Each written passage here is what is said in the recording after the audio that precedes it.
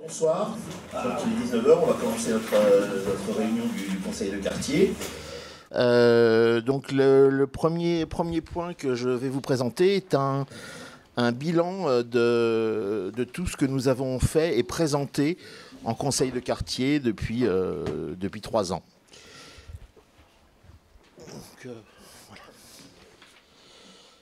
Donc le quartier voilà, est limité par l'avenue Émile Zola, la rue de la Croix-Nivert, la rue de la Convention et la rue de Lourmel. Donc ça, c'est le périmètre de notre quartier. Madame Giovannucci, qui est à côté de moi, est donc l'adjointe au maire chargée du conseil de quartier, jusqu'à il y a 2 ans, on va dire, à peu près. Donc elle présidait le conseil de quartier, et suite à un vœu qui a été fait par le maire du 15e et les conseillers d'arrondissement, le vice-président qui était élu par les conseillers de quartier est passé à une promotion, on va dire. Je suis devenu président, donc voilà. Je suis le président du conseil de quartier, c'est moi qui fais les présentations maintenant. Donc le conseil de quartier est composé de 24 membres titulaires et 16 suppléants, qui est composé d'un collège d'élus, d'un collège d'habitants, d'associations et des personnes qualifiées. C'est concrétisé par un tirage au sort, des candidatures et un tirage au sort qui sont faites en mairie. Suite à ce tirage au sort, parmi le collège des habitants, donc est choisi par les membres du conseil de quartier le président pour la session. Aujourd'hui, actuellement, nous avons eu 7 réunions publiques depuis l'automne 2017. Donc avec pour ordre du jour donc, la présentation du kiosque Lulu dans ma rue, les associations et membres du conseil de quartier. En hiver 2018, nous avons dans le quartier un gros projet qui c'est le réaménagement de la SMA BTP, enfin anciennement SMA BTP, par la société SFL, qui est venue nous présenter le projet. On a eu aussi une présentation des travaux de voirie réalisés avenue Émile Zola, et un point qui est un point assez récurrent sur le budget participatif. Au printemps 2018, donc, les habitants ont souhaité avoir un point sur le projet d'aménagement du 3 et 5 rue Oscar Rotti. La société SFL est revenue nous faire une présentation sur les nouveautés en fait, du projet. Et nous avons eu un point assez important sur la propreté avec donc les responsables propreté qui sont venus nous faire une présentation. En automne 2018, on a présenté la réouverture de la maison communale dans laquelle nous nous trouvons. On se trouve aujourd'hui d'ailleurs dans la maison communale exceptionnellement puisque l'école à côté n'a pas pu nous recevoir. Un nouveau point sur le budget participatif comme d'habitude. Et la société SFL a souhaité revenir pour nous présenter les nouveaux aménagements qui étaient prévus. Donc, en hiver 2018, il y a eu un point sur les modifications apportées au projet SFL, encore un.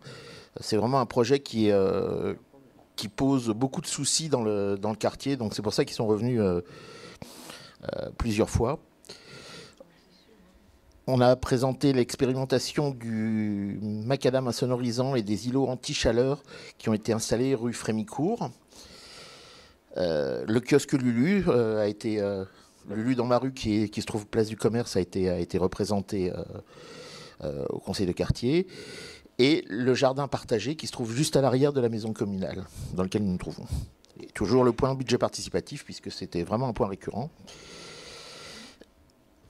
À la dernière réunion, nous avons présenté un projet sur la piétonisation de la rue du Commerce, la rue San Mégo qui a eu lieu donc rue du Commerce, un point sur les containers de vêtements qui pose certains problèmes aussi puisqu'ils sont régulièrement pillés, vandalisés, dépouillés, enfin un nouveau point propreté et le budget participatif.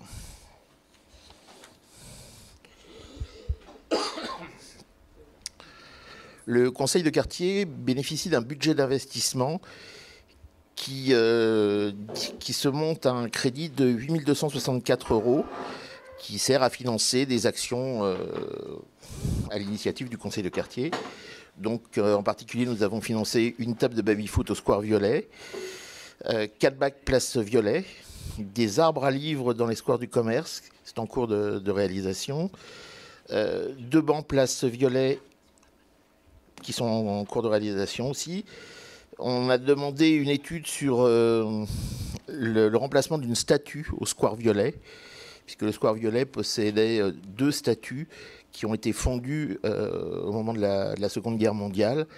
Et il reste toujours les socles, les bases des statues, enfin les bases, oui, les socles des statues, et celles-ci n'ont jamais été remplacées, donc on souhaitait peut-être éventuellement faire remplacer ces statues.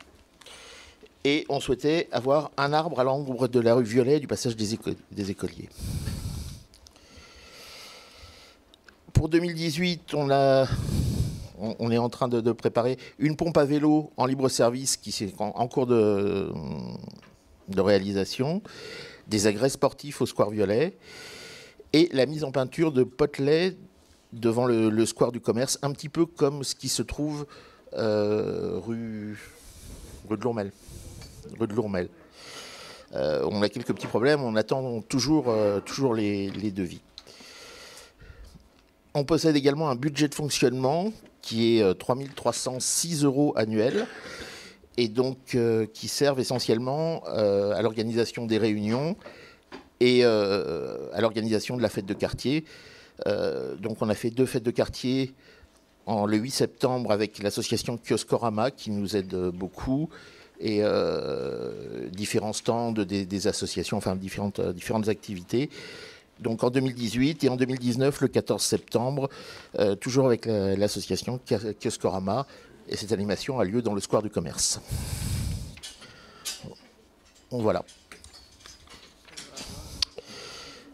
Le budget participatif, qui est vraiment le point récurrent. On va d'ailleurs beaucoup en parler tout à l'heure. Le conseil de quartier a déposé un certain nombre de propositions pour le budget participatif. Certaines ont été retenues, d'autres non. Donc en particulier en 2018, un mur d'escalade de la Croix-Nivert rénové. Le mur d'escalade de la Croix-Nivert rénové. En 2019, végétaliser l'espace public. En 2019, on a déposé donc plusieurs projets. Des passages piétons en 3D rue du Commerce, projet qui n'a pas été retenu parce que c'était un projet qui est plus ample, qui est sur au niveau parisien et non pas au niveau quartier, donc c'est pour ça que le projet n'a pas été retenu. Encore voir si le budget participatif ne pouvait pas financer la réalisation d'une statue rue Violet à l'effigie des pompiers. Les pompiers qui ont été très à l'honneur cette année avec très à l'honneur, très sollicités on va dire, parce que c'est pas vraiment un honneur, avec des gros incendies sur Paris. Donc ce serait bien de remettre cette fameuse statue à l'effigie des pompiers qui s'appelait Au Feu, celle-là ou une autre d'ailleurs, hein, dans le Square Violet. Et la réalisation d'un mur végétalisé sur la façade du collège Claude Debussy. Et ce projet donc, a été soumis avec la statue du Square Violet au vote des habitants. Et le mur végétalisé donc, a été lauréat et devrait être réalisé dans un délai raisonnable. Pardon ? Plus ou moins long.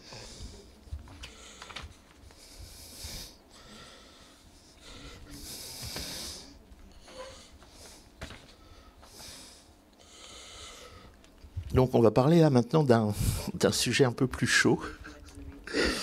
La réalisation des projets qui ont été lauréats dans le quartier. C'est celui-là.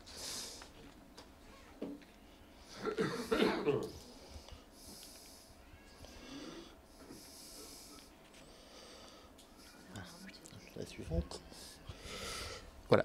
Donc dans le quartier, il y a eu jusqu'à présent 3 projets qui ont été lauréats dans le quartier. En 2015, il y a eu un projet qui a été présenté par des membres du conseil de quartier, ce qui est maintenant l'association Chlorophylle en folie, donc qui consistait à végétaliser une partie de la rue du Commerce.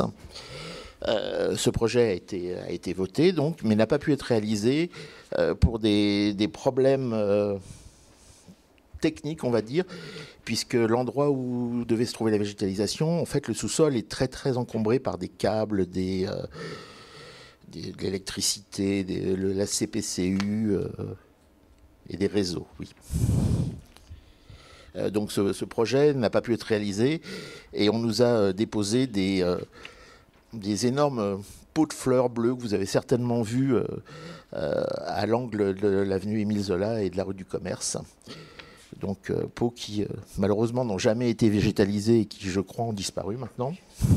C'est ça ? Ouais.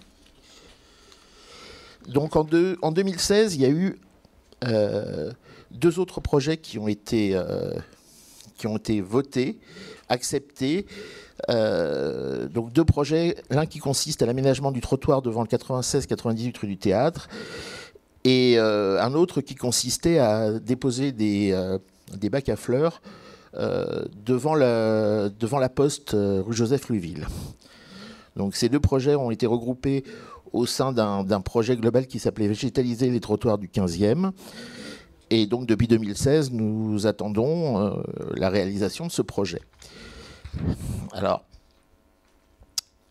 donc le projet a été regroupé avec végétalisation de la rue Gerbert, de la rue Brancion, de la place Vassili Kandinsky, et donc les deux projets qui sont la rue du Théâtre et le carrefour Louisville-Dorchin. Grosse surprise cette année. En fait, le projet ne sera pas réalisé. Le projet a carrément été annulé pour des raisons un petit peu obscures. Donc je pense que M. Passieux, qui est ici, qui s'occupe de la voirie, va pouvoir nous expliquer. En fait, la raison de cette non-réalisation est des contraintes géographiques. C'est exactement ce qui se trouvait sur le compte-rendu du budget participatif. Donc moi, contrainte géographique, je ne sais pas ce que c'est. Le budget a été voté, le projet a été voté, le budget était existant. Donc je ne vois pas pourquoi on ne le réalise pas.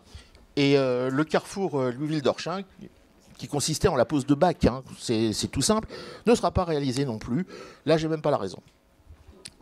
J'ai peut-être une petite idée dans le sens où les 3 autres projets ont peut-être pris un petit peu plus d'argent que ce qui a été prévu. Du coup, allez, on oublie les 2 derniers. Donc ça, là-dessus, moi, ça passe pas. En tant que responsable du conseil de quartier, je ne peux pas accepter que les 2 projets que nous avons soutenus soient annulés comme ça. Alors je sais bien qu'en ce moment, la ville organise des travaux énormes. Je pense qu'on n'a pas vu autant de travaux depuis la construction du métro ou peut-être le creusement des boulevards par la Troisième République. Donc voilà. Monsieur Passieux, peut-être que vous pouvez nous... Je ne sais pas s'il fonctionne, oui. Je vais lâchement passer la parole à Fabien Berroir parce que c'est un projet de végétalisation, donc ça dépend en fait. C'est piloté par la DEV, par la direction des espaces verts. Et mon collègue a eu la gentillesse de venir, tout en sachant cela. Donc, est-ce que vous pouvez vous présenter complètement, parce que tout le monde ne vous connaît peut-être pas. Donc, oui, c'est pour ça que je disais bien, c'est le responsable des espaces verts. Moi, je suis responsable de la voirie. Alors, c'est vrai qu'on a des... Quand on dit végétaliser les trottoirs, on peut tout à fait penser, je pense légitimement, que la voirie s'occupe de ça. Mais en fait, on a des spécialistes pour les plantations, pour les jardins, et qui font aussi cette végétalisation. Donc, moi, je suis remonté un peu aux origines de ce projet. Donc, Fabien Berroir, le responsable des espaces verts du 15e arrondissement. Donc, je suis remonté un peu quand Monsieur Stelandre m'a dit que ce sujet serait abordé au conseil de quartier. Je suis remonté un peu sur l'historique de de ce budget participatif. Donc en fait, il y a eu une décision, mais je pense qu'il y a eu une incompréhension, notamment sur le carrefour Liouville-Dorchin, sur ce qui devait être réalisé. Parce que le projet qui avait été proposé était d'une bien plus grande ampleur dans notre schéma interne budget participatif. Et donc en fait, il a été refusé pour des raisons budgétaires parce que le projet était beaucoup trop cher par rapport au budget qui avait été prévu pour cette opération. Donc si ce ne sont que des bacs, je pense que ça devrait pouvoir effectivement se faire assez facilement.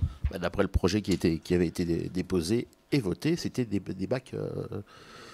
Oui, après en général, quand on récupère les projets, donc ça c'est un projet antérieur. Moi j'ai même pas du tout suivi cette affaire parce que je suis arrivé en octobre 2017 et là les décisions, notamment la décision politique qui a été prise en commission budget participatif, enfin en commission de validation des projets, date de fin septembre 2017, donc juste avant que je n'arrive.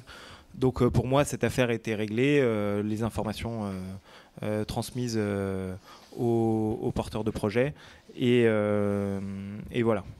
Donc si ce ne sont que, entre guillemets, que des bacs à mettre sur le carrefour Liouville-Dorchin, on devrait pouvoir trouver un financement. Alors pour ce projet-là, effectivement, c'est ce qui était marqué dans le... je suis désolé. Du budget participatif. Du coup, c'est vraiment que c'est une incompréhension. Je ne sais pas trop à quel niveau. Et donc, nous, on n'a jamais été informés, ni même sur le site du budget participatif, que ces projets étaient abandonnés. Bon, après, c'est pas nous qui rentrons directement ce genre de choses-là. Pour mettre des bacs, ça devrait pouvoir se faire. Ça ne coûte pas des milliers des cents, donc ça devrait pouvoir se faire. On validera avec la voirie que c'est bien possible au niveau de l'encombrement de l'espace public. Mais si ça l'est, connaissant ce carrefour qui est quand même assez grand, je pense qu'on pourra mettre des bacs sans trop de problèmes. Et les végétaliser. Oui, évidemment. Alors, pour revenir sur ce qui a été fait au niveau de l'avenue Émile Zola, encore une fois, c'était avant que je n'arrive que ces bacs avaient été mis, mais la végétalisation avait été prévue au démarrage, et je crois que c'était les commerçants de l'avenue Émile Zola qui devaient s'en occuper. S'occuper des végétaux sur l'espace public, c'est toujours compliqué parce qu'il y a des vols, parce qu'il y a des dégradations, il y a tout un tas de phénomènes liés au fait qu'ils soient sur l'espace public qui fait que l'entretien en est très compliqué. Et je pense que les commerçants de cette rue-là s'en sont soit pas occupés du tout, soit s'en sont lassés parce que face aux difficultés nombreuses qu'ils ont rencontrées, ils n'ont pas réussi à faire face. Donc ensuite, les bacs ont été déplacés vers des zones plus... Enfin, n'ont pas été jetés à la poubelle, hein, je vous rassure, ils ont été déplacés vers des zones plus... où ça a mieux fonctionné.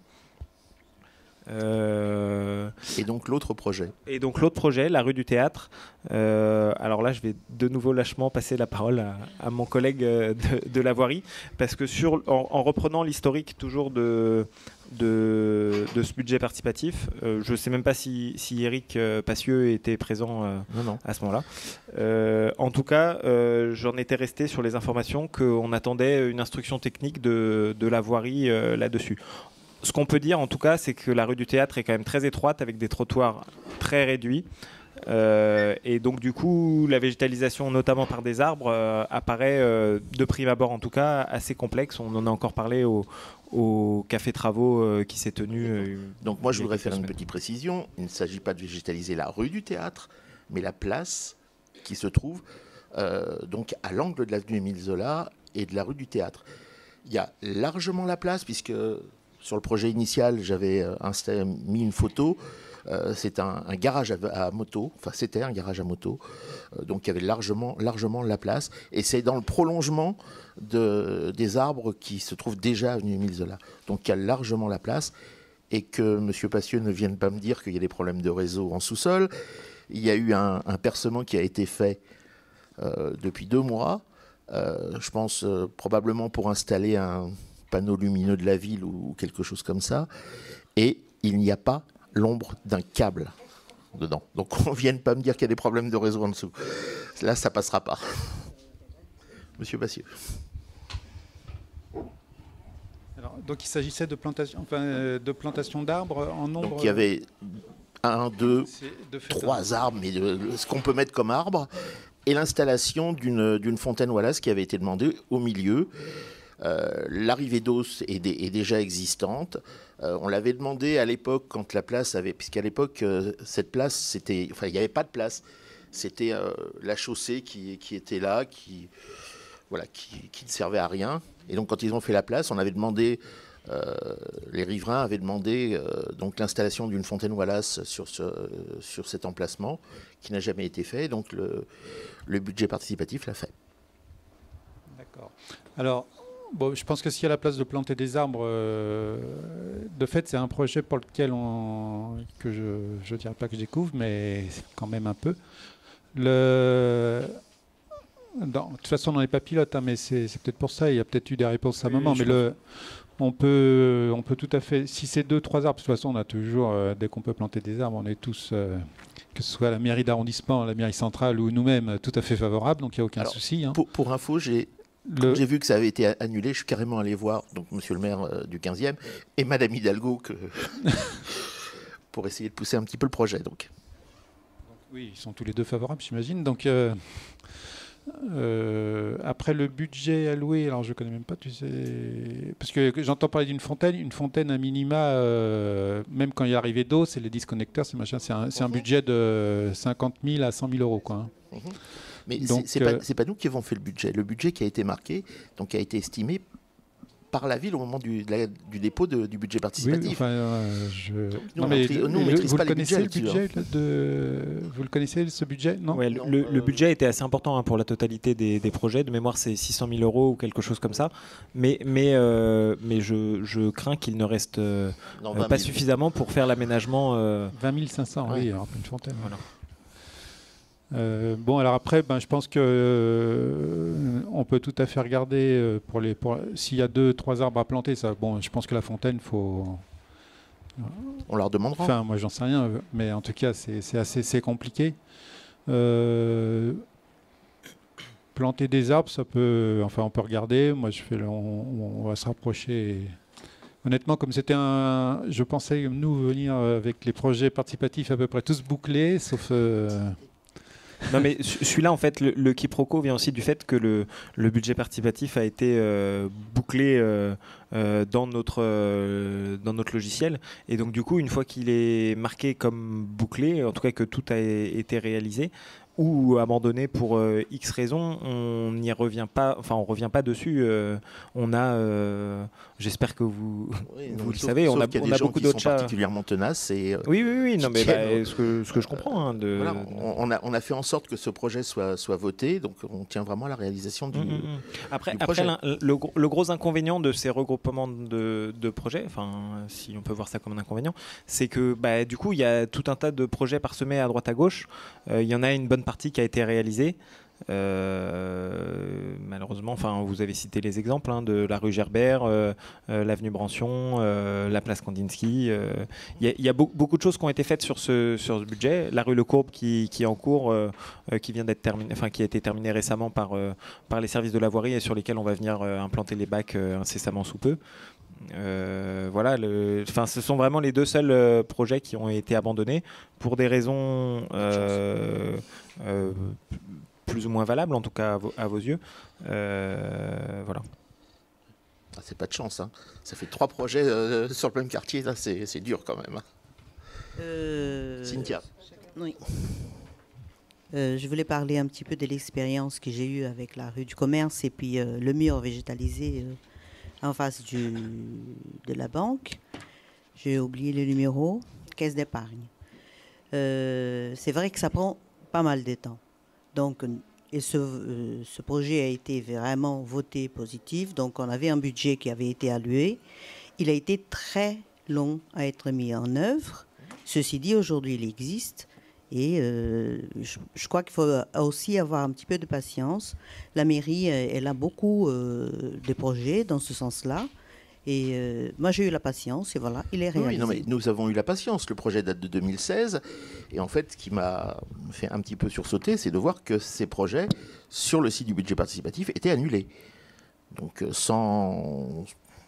à mon sens, sans raison valable, et sans prévenir les porteurs du projet. Parce que, voilà, si j'étais pas allé sur le site du budget participatif, on n'aurait jamais vu que c'était annulé. Donc, je suis content qu'on puisse avoir 2 arbres. Voilà. Puisqu'on est dans les arbres, moi, je vais vous poser encore quelques petites questions, parce que je voudrais savoir...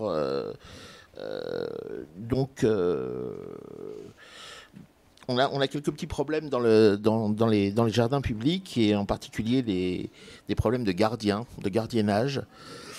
Donc, est-ce que je ne sais pas qui... c'est pas vous qui gérez tout ça? Alors oui, il y a eu une réforme qui a été mise en place en 2016 également, décidément, qui a transféré en fait les effectifs des gardiens de square, pour simplifier, qui sont des agents de l'accueil et de la surveillance, si on les nomme, si on nomme leur grade. Et donc ce n'est plus la direction des espaces verts, et donc moi qui les gère. Donc je crois que mes collègues de la direction de la protection et de la sécurité des Parisiens a donné quelques éléments de réponse à Madame Lefebvre, et qui vont donc vous transmettre.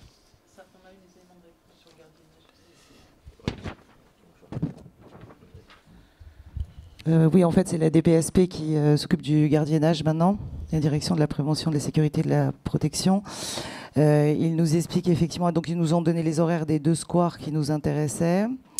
Donc c'est 17h et 17h45 pour Violet, parce que c'est fait partie des jardins principaux. Il y a un binôme d'agents où il y a un seul agent qui ferme ces jardins. Et en fait, après, ils nous donnent tous les horaires des agents. C'est un peu complexe, on ne va pas rentrer dedans. Donc effectivement, il y a des gardiens en rotation dans les 2 squares. Voilà ce qu'ils nous ont dit. Effectivement, ce n'est pas votre délégation qui s'occupe de cela.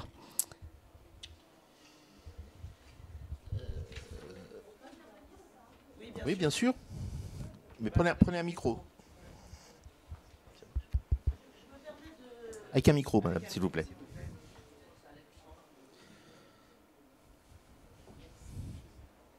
Donc, je me permets d'intervenir au nom d'une grande partie des habitants du 21 Place du Commerce. Nous avons rencontré il y a peu, lors de l'inauguration du square, d'ailleurs, M. Berroir, nous avions parlé ensemble, parce que M. le maire est venu inaugurer le square Yvette Chauviré, oui, des problèmes de sécurité. D'inaugurer le square Yvette Chauviré. Et oui. Les problèmes de sécurité, parce que c'est bien d'avoir des gardiens qui ferment le square, effectivement, on les entend siffler, fermer. Dans la demi-heure qui suit, et pour toute la nuit, notamment lorsqu'il fait beau, l'été, des bandes viennent s'installer dans le square. Alors là, la sécurité, c'est alcoolisme, cris, bagarres, sans cesse. Nous en avons parlé avec les équipes qui tournent en vélo, les équipes de sécurité, qui sont parfaitement au courant, qui le savent, qui font remonter l'information. Ça s'est peut-être un petit peu amélioré à partir du moment où l'hiver est arrivé. Ça, c'est une question de temps. Pour le reste, la sécurité des squares, c'est vraiment un problème. Alors, il y a la sécurité du point de vue bandes qui sévissent. Les gens n'osent plus la nuit ou le soir promener leurs chiens ou faire le tour du square. Il y a la sécurité avec les rats qui pullulent, c'est absolument immonde, même en fin de journée, c'est complètement aberrant. Et la sécurité avec toutes les choses qui sont défoncées, abîmées, notamment, vous avez remarqué que chaque fois qu'il pleut, une mare gigantesque à l'entrée du square. Ça vient enfin d'être bouché, mais la marque de la canalisation qui allait de Bouygues au kiosque, au nouveau kiosque, qui est une horreur, qui est resté défoncé pendant des mois et des mois. Donc, si vous voulez, franchement, là, la sécurité, c'est un vrai problème autour de notre square, qui est pourtant un très joli square, et un square qui était très apprécié. Alors, à ce propos, nous savons aussi qu'il y a un projet de manège ou je ne sais quoi, ce qui va encore apporter du bruit. Je ne sais pas, on finit par se poser la question, est-ce que les gens normaux qui ont envie de venir lire tranquillement dans le square vont pouvoir continuer de le faire, promener leur chien ou faire un tour le soir après le dîner tranquille? Est-ce que, oui ou non, ça va être possible? Merci. Alors je vais vous répondre à vos 3 questions. Sur la sécurité, effectivement, à la mairie du 15e, nous sommes très conscients de ces problèmes de sécurité. D'ailleurs, nous avons organisé ici même une réunion avec le commissariat de police, la DPSP, et les riverains du square du commerce. Donc il y a un passage beaucoup plus régulier de la DPSP, la police aussi. Il y a un petit peu moins de nuisances, il y en a toujours autant. Il y en a toujours, c'est vrai, vous avez raison. Moi je les vois, j'habite juste à côté, donc je les vois la nuit qui sortent. Mais c'est vrai qu'on a des passages beaucoup plus réguliers et la police est tout à fait au fait de ce qui se passe. Il y a eu des interpellations, des relevés d'identité. Donc nous sommes sur ce sujet et nous en sommes très conscients. Ça, c'était pour le point sur la sécurité, mais nous pouvons nous rencontrer, si vous voulez bien, à la fin de la séance, si vous voulez qu'on échange nos coordonnées. Comme ça, je pourrais vous dire aussi informer par mail de ce que nous faisons. Non, mais par mail, ça finira pas trop tard. On peut communiquer par mail. Ah, ce soir, oui. Ça, vous me le laissez juste en passant. D'autre part, vous avez abordé l'histoire ensuite des rats. Alors les rats, donc, on a eu le monsieur qui s'occupe de cela. Il nous a dit qu'il y avait donc 10 boîtes anti-rats dans le square du commerce. Il faut que vous sachiez que c'est dans tous les squares parisiens. Il n'y a pas que nous qui sommes impactés. C'est pas une raison pour laisser les rats, mais c'est très difficile à éradiquer. Il y a un contrôle tous les mois dans tout le square et dans le square violet. Pour l'instant, on essaye de faire comme ça, mais j'avoue que c'est assez difficile de les éradiquer. Alors aux États-Unis, ils utilisent le gaz carbonique, mais nous, on n'a pas le droit. Voilà. Donc on est vraiment aussi sur les rats. On a même fermé le square Saint-Lambert. Enfin vraiment, c'est un vrai problème. Le rat à Paris est un vrai problème. Le maire a mis à votre disposition, le maire du 15e a mis à votre disposition un site qui s'appelle Signaler mon rat 15. Donc vous avez une carte et vous pouvez signaler les rats et l'emplacement exact où ils sont. Ce qui fait qu'on fait remonter ce site et du coup il y a eu une intervention. C'est important de nous le signaler à chaque fois parce que c'est vrai que ça pullule et que c'est vraiment, déjà pour les GIAD, c'est pas terrible et pour les enfants non plus, étant donné qu'il y a beaucoup d'enfants dans ce square. Pour le manège, je finis monsieur, non monsieur, je réponds à madame et ensuite je prends votre question. Pour le manège, nous avons fait une concertation effectivement pour l'implantation éventuellement d'un manège dans le square du commerce. Nous avons fait une concertation du 4 juillet au 14 septembre via le site internet de la mairie du 15e et l'application de participation citoyenne Fluicity, ainsi que pendant notre fête de quartier. Et le résultat était 68% de vote pour ce manège. Mais nous ne sommes pas satisfaits de ces réponses, donc nous allons refaire une concertation autour du square du commerce pour savoir ce que veulent exactement les gens qui vivent autour de ce square, parce que c'est très important. Donc ne vous inquiétez pas, ce n'était juste qu'un projet. Il est évident que nous sommes très conscients qu'un manège peut avoir des nuisances sonores. Il n'est pas question que vous ayez des nuisances sonores.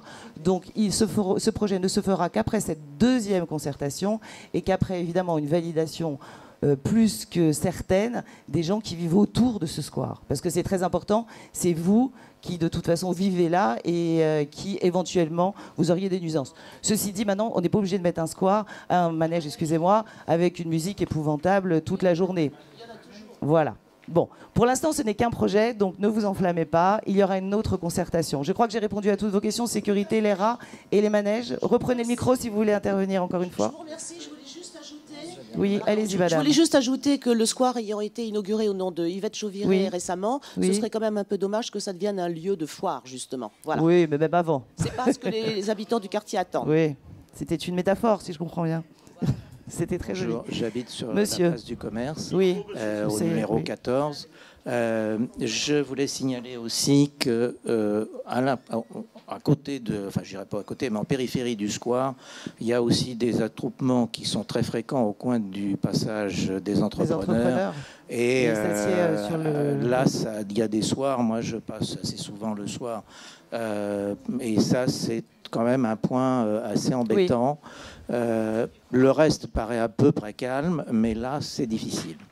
Et oui, d'ailleurs, ils s'installent sur le magasin. Sur le magasin d'aide auditive. Et bien justement, à cette réunion de sécurité qu'a organisée monsieur le maire Philippe Goujon, il y avait le représentant de ce magasin. Et nous avons essayé, parce qu'il s'assied juste là, et nous avons essayé de protéger cet endroit et on n'y arrive pas en fait, pour pas qu'il puisse s'asseoir, mais on n'a pas réussi. Et voilà. Juste un mot, et après je rends la parole, c'est qu'on a parlé beaucoup d'arbres. Il y a des arbres qui sont extrêmement hauts sur les trottoirs, pas dans le square. Dans le square, oui. Les arbres sont élagués de manière régulière. Ils ont été élagués cet été. Oui. Et en ce qui concerne les arbres, certains arbres, pas tous, mais il y en a quelques-uns qui atteignent des hauteurs assez incroyables. On est au niveau du 5e, voire du 5e étage. Donc les gens n'ont plus beaucoup de vision, ils sont dans des murs de... Oui, alors là, je ne sais pas, Monsieur Berroir, vous pouvez répondre sur l'élagage des arbres. S'il vous plaît, pas tous en même temps, on va répondre à monsieur, s'il vous plaît. Allez-y, Monsieur Berroir. Alors, les arbres de voirie sont contrôlés, enfin tous les arbres sont visités annuellement par les bûcherons de la ville de Paris. Donc, alors, tout dépend des sites, tout dépend de la hauteur à laquelle ils sont prévus. Ils sont en tout cas contrôlés et élagués s'il y a besoin de le faire. Après, sur le cas particulier de la place du commerce, je ne sais pas s'il est prévu de les maintenir à une hauteur donnée ou pas. Ils ont été élagués cet été, oui. Oui.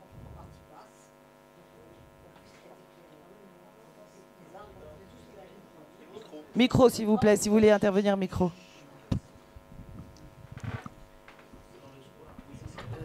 Monsieur, je comprends très bien le problème de la hauteur, mais pour l'instant, nous avons obtenu que les arbres soient élagués dans les parties basses au mois d'août pour ne pas cacher les lumières entre la sortie du métro commerce et la rue Violet. Donc ça, on est arrivé à l'obtenir en juillet dernier. Ça a eu lieu au mois d'août et j'espère qu'on pourra insister pour la hauteur aussi maintenant. Oui, mais effectivement, ils sont très hauts. Ils arrivent au 5e étage, aux 9 places du commerce.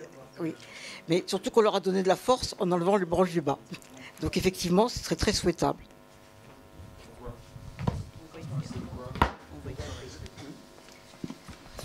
Attention. On a dégagé le bas.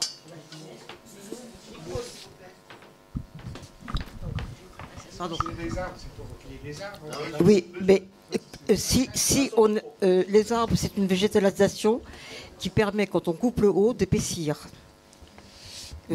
On n'enlèvera pas les rameaux, on enlève quelques rameaux très légers du haut et vous aurez votre arbre qui va épaissir en dessous.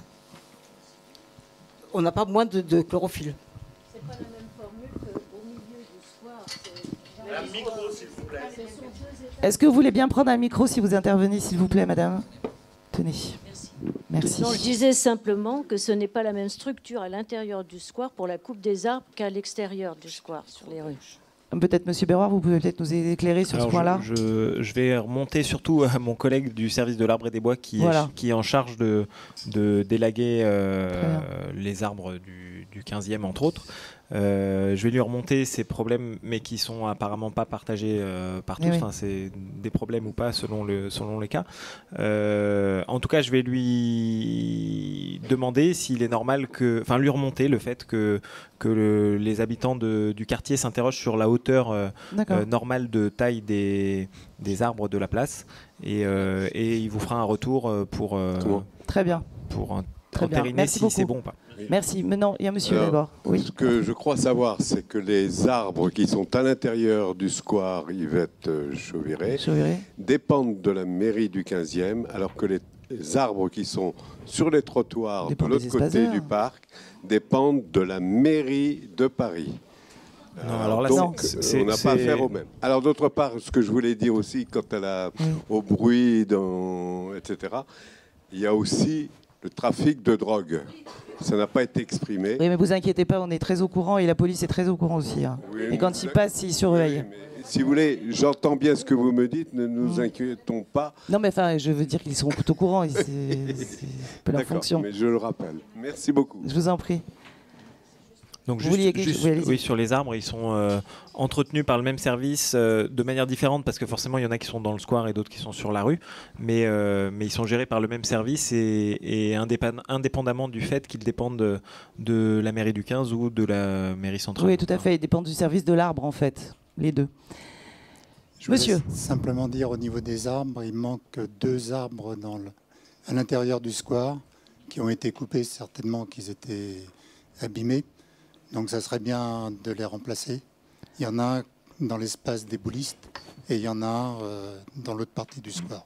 Alors, pour le remplacement des arbres, donc leur remplacement est bien prévu, mais la procédure est toujours un petit peu longue parce qu'il y a l'abattage dans un premier temps, ensuite il y a l'essouchage, et l'année d'après seulement, on peut procéder au remplacement, parce que la plantation des arbres se fait à des périodes réduites, enfin la période hivernale, et si l'essouchage se fait trop tardivement, l'arbre ne peut pas être replanté tout de suite, parce qu'en plus il y a une commande à faire avant de pouvoir avoir l'arbre.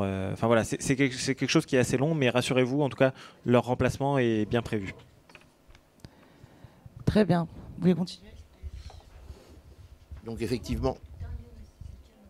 Oui, on va peut-être continuer la présentation. Oui, on va continuer, on reprendra les questions après si vous le voulez bien.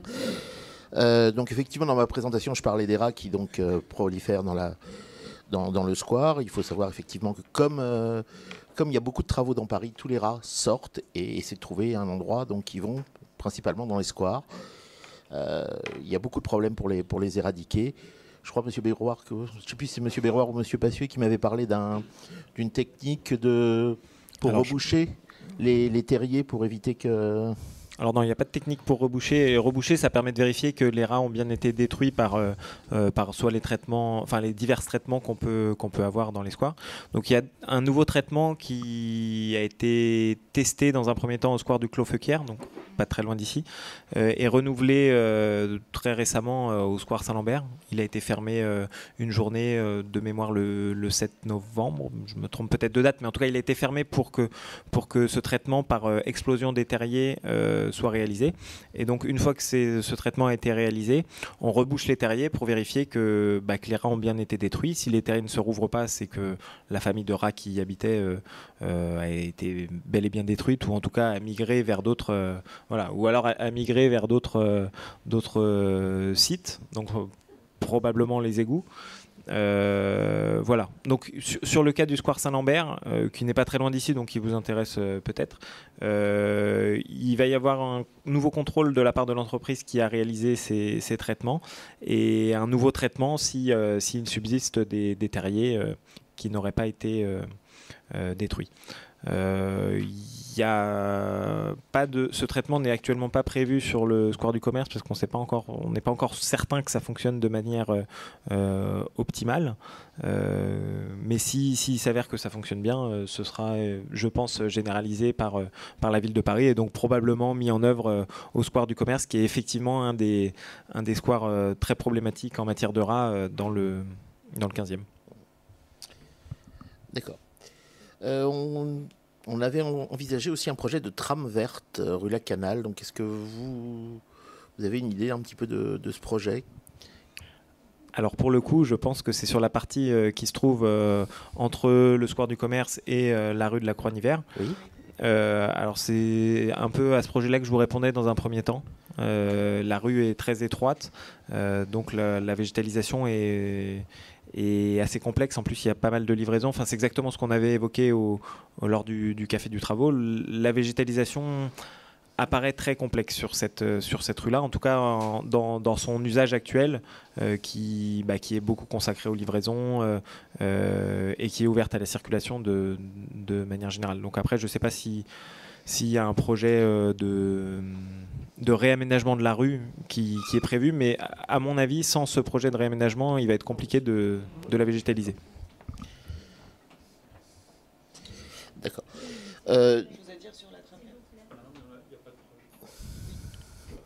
Si ce n'est qu'il n'y a effectivement pas le moment pas de projet de réaménagement, de réaménagement lourd de la rue. Voilà. Oui, vous vouliez poser une question peut-être. Par rapport à la rue du Théâtre dont on vient de parler, quand on avait fait le réaménagement de la rue du Commerce, les pompiers avaient signalé que c'était déjà très étroit, et pour leur passage à eux, ils avaient laissé entendre qu'il fallait une certaine largeur de voie. Je ne sais pas si... Vous me parlez de la rue du Théâtre? La rue du Théâtre, oui. Oui. Non, mais pour la végétalisation, je veux dire... Ah non, mais à l'angle, il n'y a aucun problème. Non. La végétalisation, c'est sur une place qui est donc maintenant fermée. D'accord. Et qui servait jusqu'à il y a peu de temps de stationnement à des dizaines de motos et scooters par jour. D'accord. Non, je n'avais pas visualisé le lieu, excusez-moi. Voilà, c'est juste à l'angle de la rue du Théâtre et de l'avenue Émile Zola. Merci.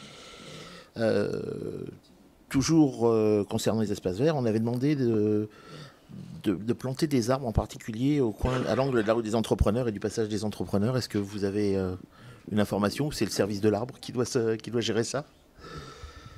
Alors, je visualise pas du tout l'endroit où ça se trouve, le passage des entrepreneurs.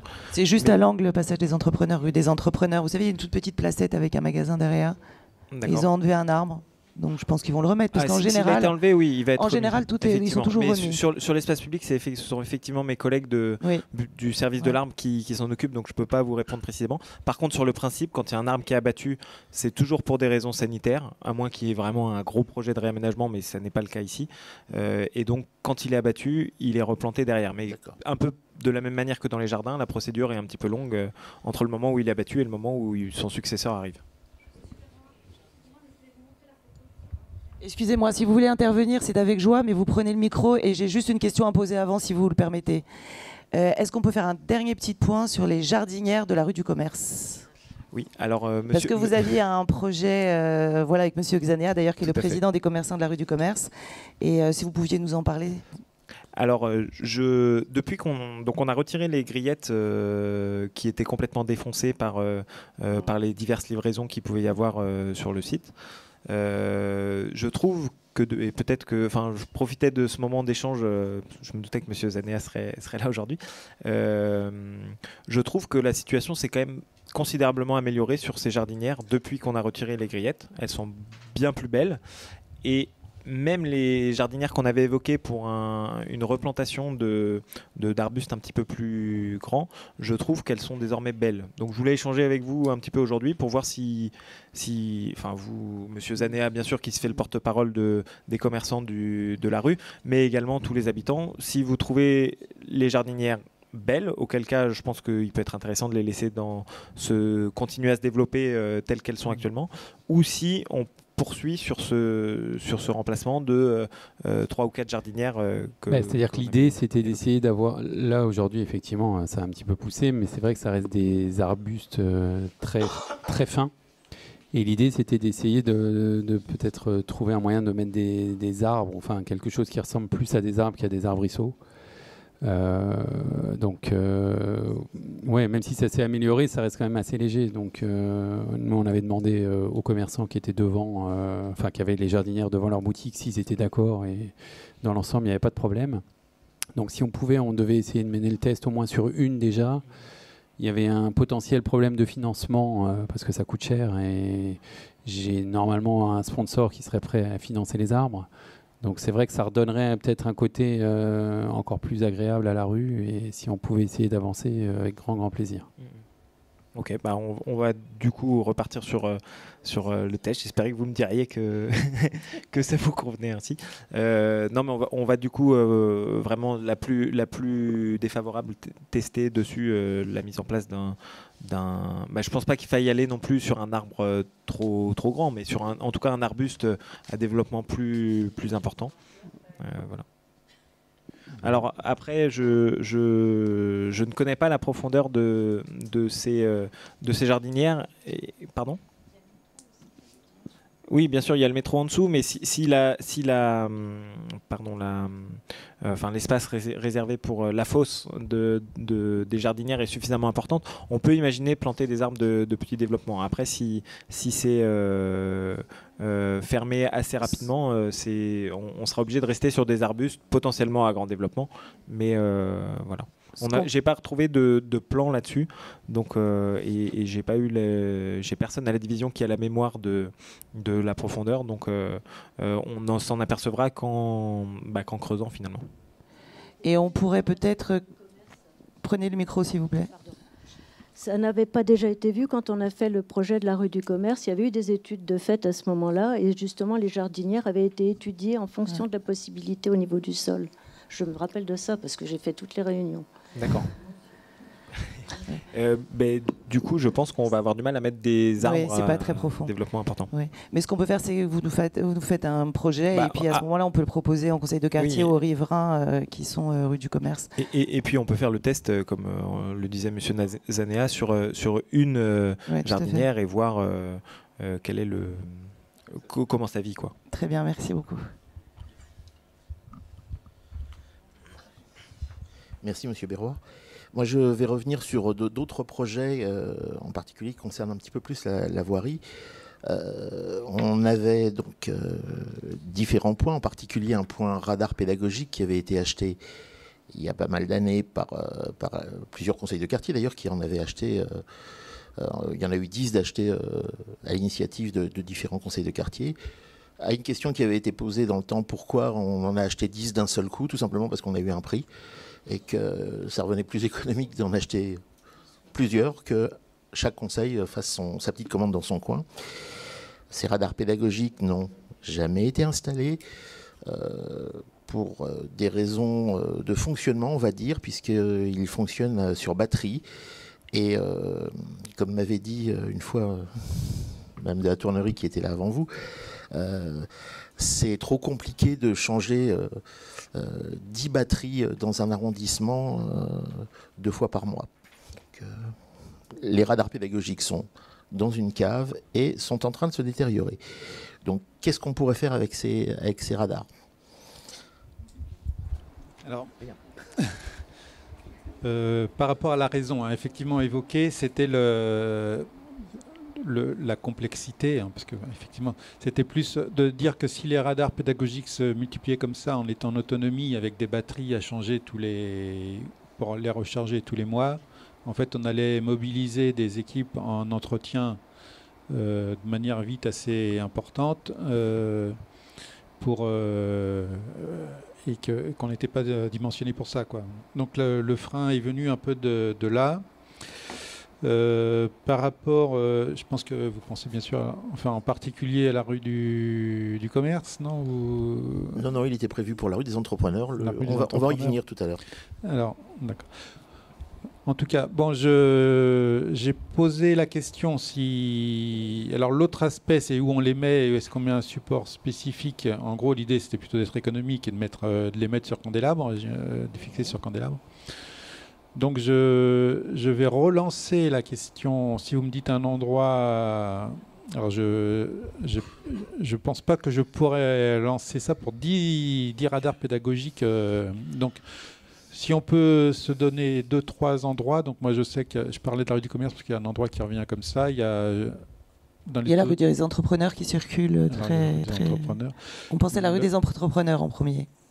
Et ensuite, effectivement, la rue du Commerce. Je sais que j'ai été déjà interpellé par la rue du Commerce, c'est pour ça que j'en parlais. Et on a la rue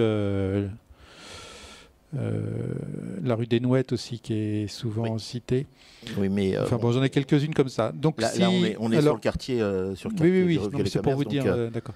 Alors, par contre, voilà, c'est pour ça que je demande un endroit un peu précis parce que du coup, l'autre aspect, c'est la tenue, la résistance parce qu'on a l'impression que c'est pas très lourd, mais c'est pas tellement que c'est lourd, c'est plus la prise au vent.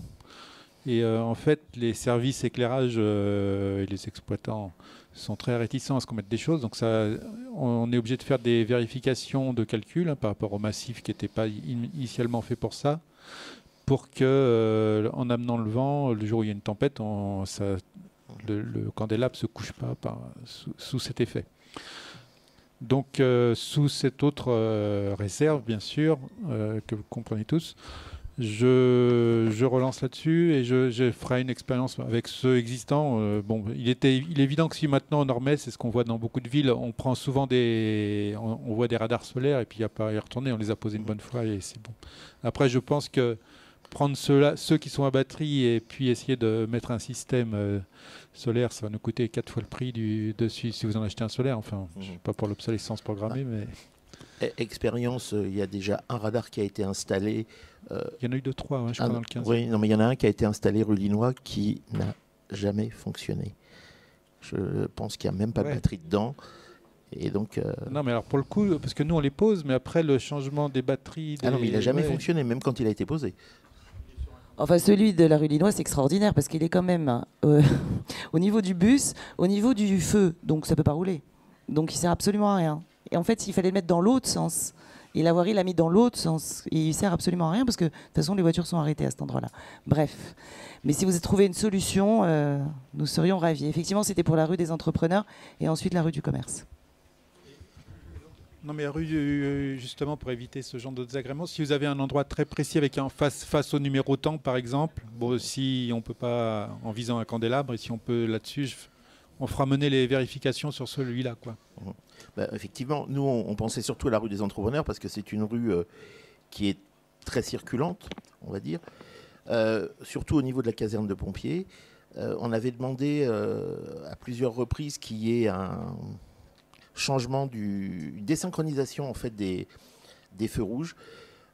Les feux sont un peu décalés. Il y en a un qui va vers l'église, qui est très proche de la place, et l'autre dans l'autre sens, en fait, qui est assez loin du carrefour. Du coup, comme les feux sont synchronisés, il y a certaines voitures qui se trouvent en plein milieu, alors que d'autres sont arrêtées, et ça provoque beaucoup de problèmes. Et la deuxième chose, bon, déjà les voitures roulent très très vite, et c'est pour ça qu'on voulait un radar pédagogique à cet emplacement. Et il y a surtout le problème de l'arrêt de bus du 70 et du 88, donc qui s'arrête juste au niveau de la place, qui jouxte une ligne continue au niveau de la circulation. Et les voitures doublent allègrement les bus qui sont arrêtés pour la montée et la descente des passagers. Moi, il m'est arrivé plusieurs fois de me retrouver donc, au passage piéton. J'ai failli me faire renverser par des voitures qui doublent à vive allure, qui grillent la ligne blanche. Enfin, là, je vois quelques habitants de la rue là, qui régulièrement m'interpellent à ce sujet-là. Donc c'est vraiment un gros problème. Au moment du café à la Tour Eiffel, au café de la Tour Eiffel, on avait envisagé donc des zones 30, mais le marquage zone 30 figure déjà, donc ça ne sert pratiquement à rien. Donc il y a vraiment quelque chose à faire. Le radar pédagogique à ce niveau-là serait peut-être une idée. Bien, mais on peut convenir peut-être d'un rendez-vous sur le terrain, comme ça on visualisera mieux, en fait. D'accord. Après, le respect de la ligne blanche, enfin bon, c'est ce qu'on retrouve à pas mal d'endroits, et puis les gens ont un peu l'habitude, surtout quand il y a la visibilité et puis qu'ils pensent voir. Alors même s'il y a un passage piéton, c'est bon. Alors on peut signaler, inversement, on peut le signaler quand même ces points sensibles chez nous à la fois à la DPSP puis au commissariat, et peut-être qu'avec la vidéo-verbalisation qui a tendance à se développer, il y a peut-être des endroits aussi qui seront signalés comme ça. La vidéo-verbalisation monte en pression, hein, donc il commence à y avoir surtout que c'est dangereux parce qu'en fait, il y a une sortie de square. En fait, le bus s'arrête au feu, enfin, il s'arrête pour ses passagers, et en fait, il y a un feu rouge juste devant. Donc la voiture qui est derrière, quand ça passe au vert, double le bus, et si quelqu'un traverse en même temps, c'est sûr que c'est une catastrophe. Mais on se déplacera peut-être... On regardera, et puis on pourra associer à la RATP. Bon, déplacer un arrêt de bus, il faut l'accord, bien sûr, de tout le monde. Oui, c'est un peu compliqué, je pense. Pas micro, s'il vous plaît, madame. On avait déjà demandé le déplacement de l'arrêt de bus. C'est très compliqué. Et il n'y a pas vraiment d'emplacement. Juste après, il y a la caserne de pompiers. Donc...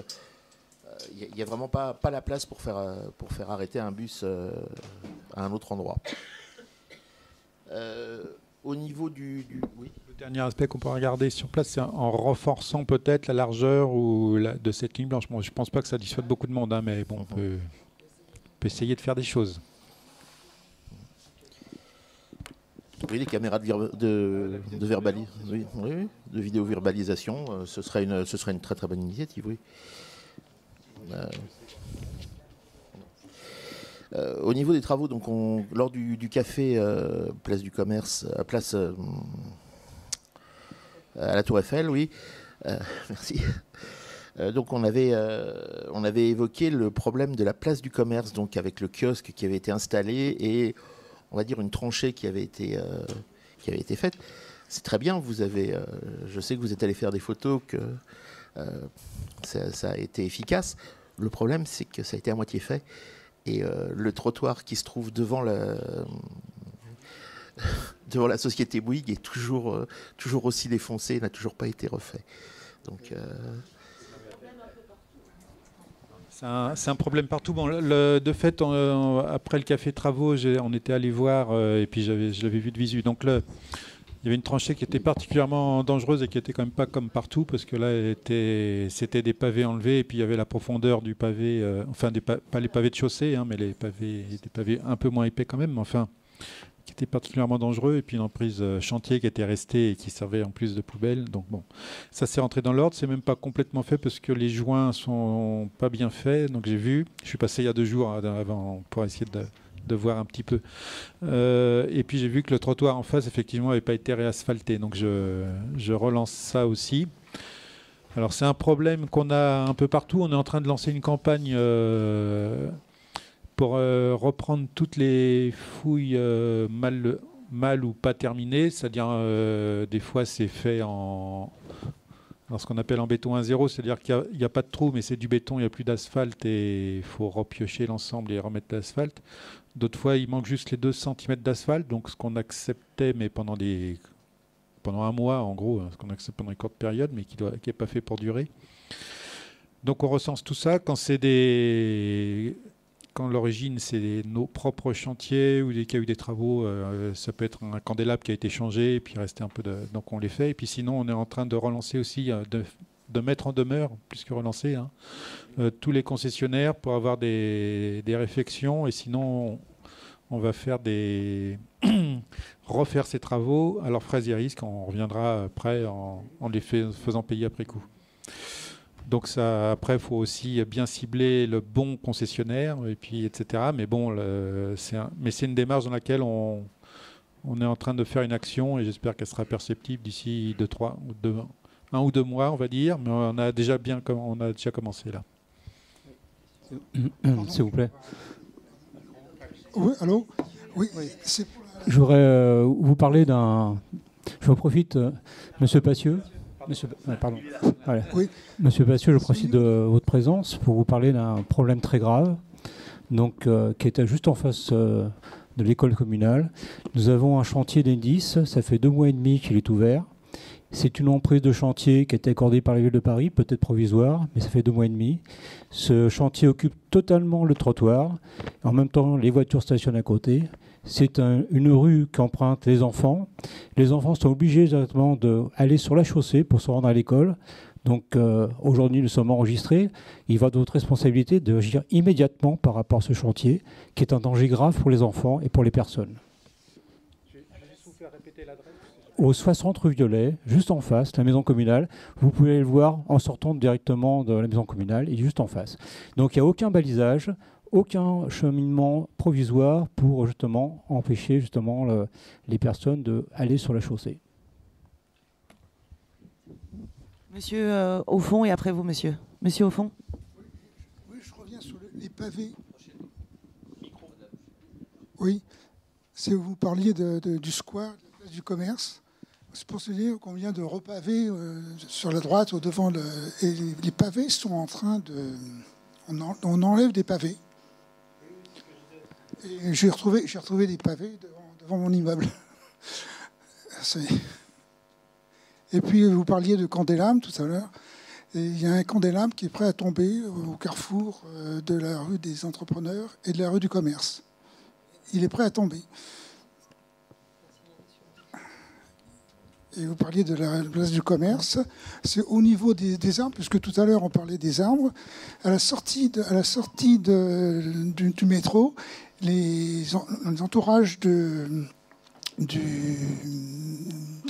des arbres sont très difficiles et même dangereux. Ils sont couverts de béton et on ne peut plus marcher dessus. On ne peut pas marcher dessus. On est obligé de contourner. Et c'est l'entourage de l'arbre qui se trouve sur la gauche. Il y a des trous et même c'est couvert de béton, des paquets de béton qui ont séché, qui sont dangereux. C'est ça, près du métro. C'est juste à la sortie du métro. C'est pour qu'il le note bien. Juste à la sortie du métro. Les 2 arbres qui sont place du commerce, juste quand on prend la... Vous sortez du métro, vous avancez un peu sur la place du commerce et vous avez un arbre. Sur la droite, le long du square, c'est ça ? Sur la droite, oui. Le long du square. Lorsqu'on arrive sur il y en a 2. la rue de Gaulle. Il y en a 2. Il y en a un qui est dangereux. Ils sont même dangereux. Là. C'est vu, d'accord. Merci si vous pouvez faire de quelque chose. Oui, merci. Monsieur? Oui, alors il y a deux choses. On parlait des pavés, mais toute S'il vous plaît. La partie pavée de la chaussée sur la place du Commerce est complètement défoncée. Ça a été fait au moment où on a repris le métro, mais maintenant c'est complètement défoncé. Il faudrait peut-être intervenir pour refaire la chaussée pavée sur la place du Commerce, qui est lamentable. La deuxième chose, c'est devant la maison Violet, là, où nous sommes ce soir. Depuis plus d'un mois, il y a des pancartes interdiction de stationner pour raison de travaux. Des travaux, heureusement, on n'en a jamais vu. On ne sait absolument pas qu'est-ce que ça va être comme travaux, du reste.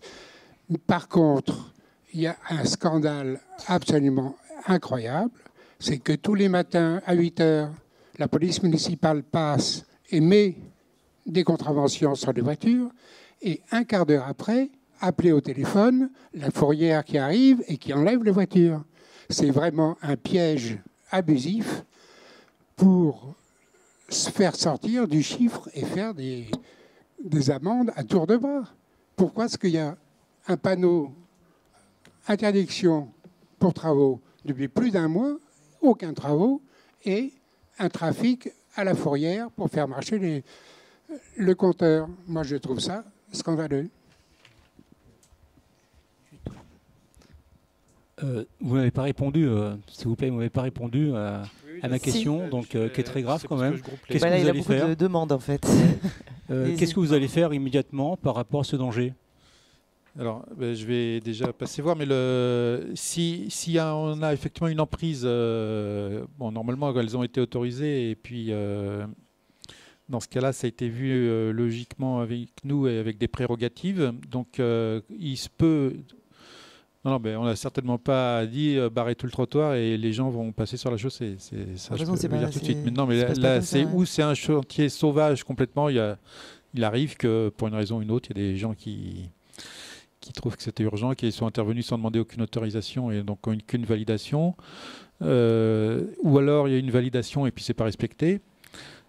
Et si jamais il y a vraiment besoin de neutraliser tout un trottoir, parce qu'il n'est pas très large et qu'il faut faire une tranchée, on fait ce qu'on appelle soit des passages en lice, donc c'est-à-dire on met des protections un peu lourdes et puis on laisse passer on fait descendre les gens et puis on fait un cheminement.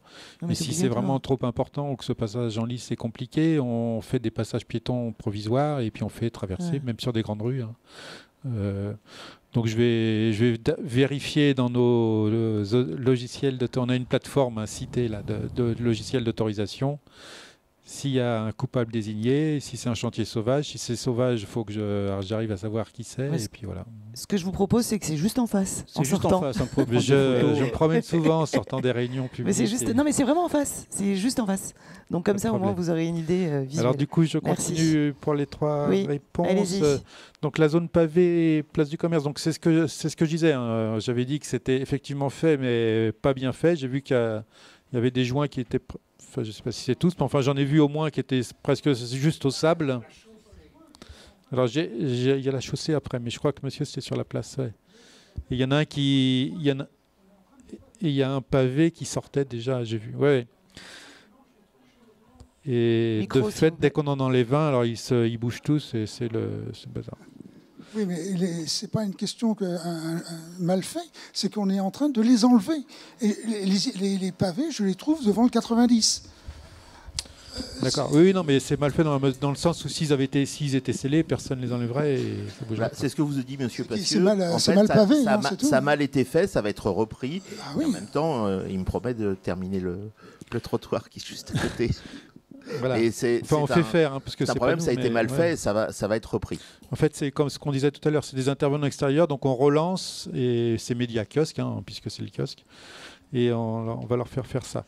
Donc les chaussées pavées, les parties de chaussées pavées rue du Commerce, alors de fait, il y en a pas mal qui sont un peu orniérées, déformées. Donc je les...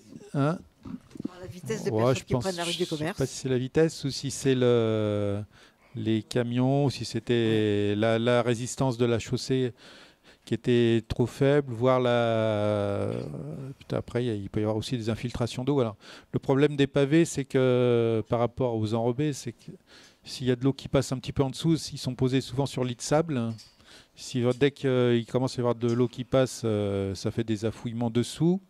Et puis au bout d'un moment, on arrive à des affaissements. Donc il faut tout redéfaire et refaire. Par rapport aux panneaux d'interdiction de stationner, donc s'il y a eu un chantier, normalement les chantiers mettent leurs panneaux une semaine avant parce que tout le monde a le droit de... Tout le monde a le droit de rester stationné pendant une semaine, hein, donc on les met une semaine avant, à minima, donc ça peut être 15 jours. Normalement, il y a une date prescrite à partir de... Donc si c'est septembre, c'est bien. Et puis après, si des gens soit ont mis un panneau parce qu'ils devaient venir, ils ne sont pas venus, soit parce que vous dites que vous avez vu personne, ce qui est quand même surprenant.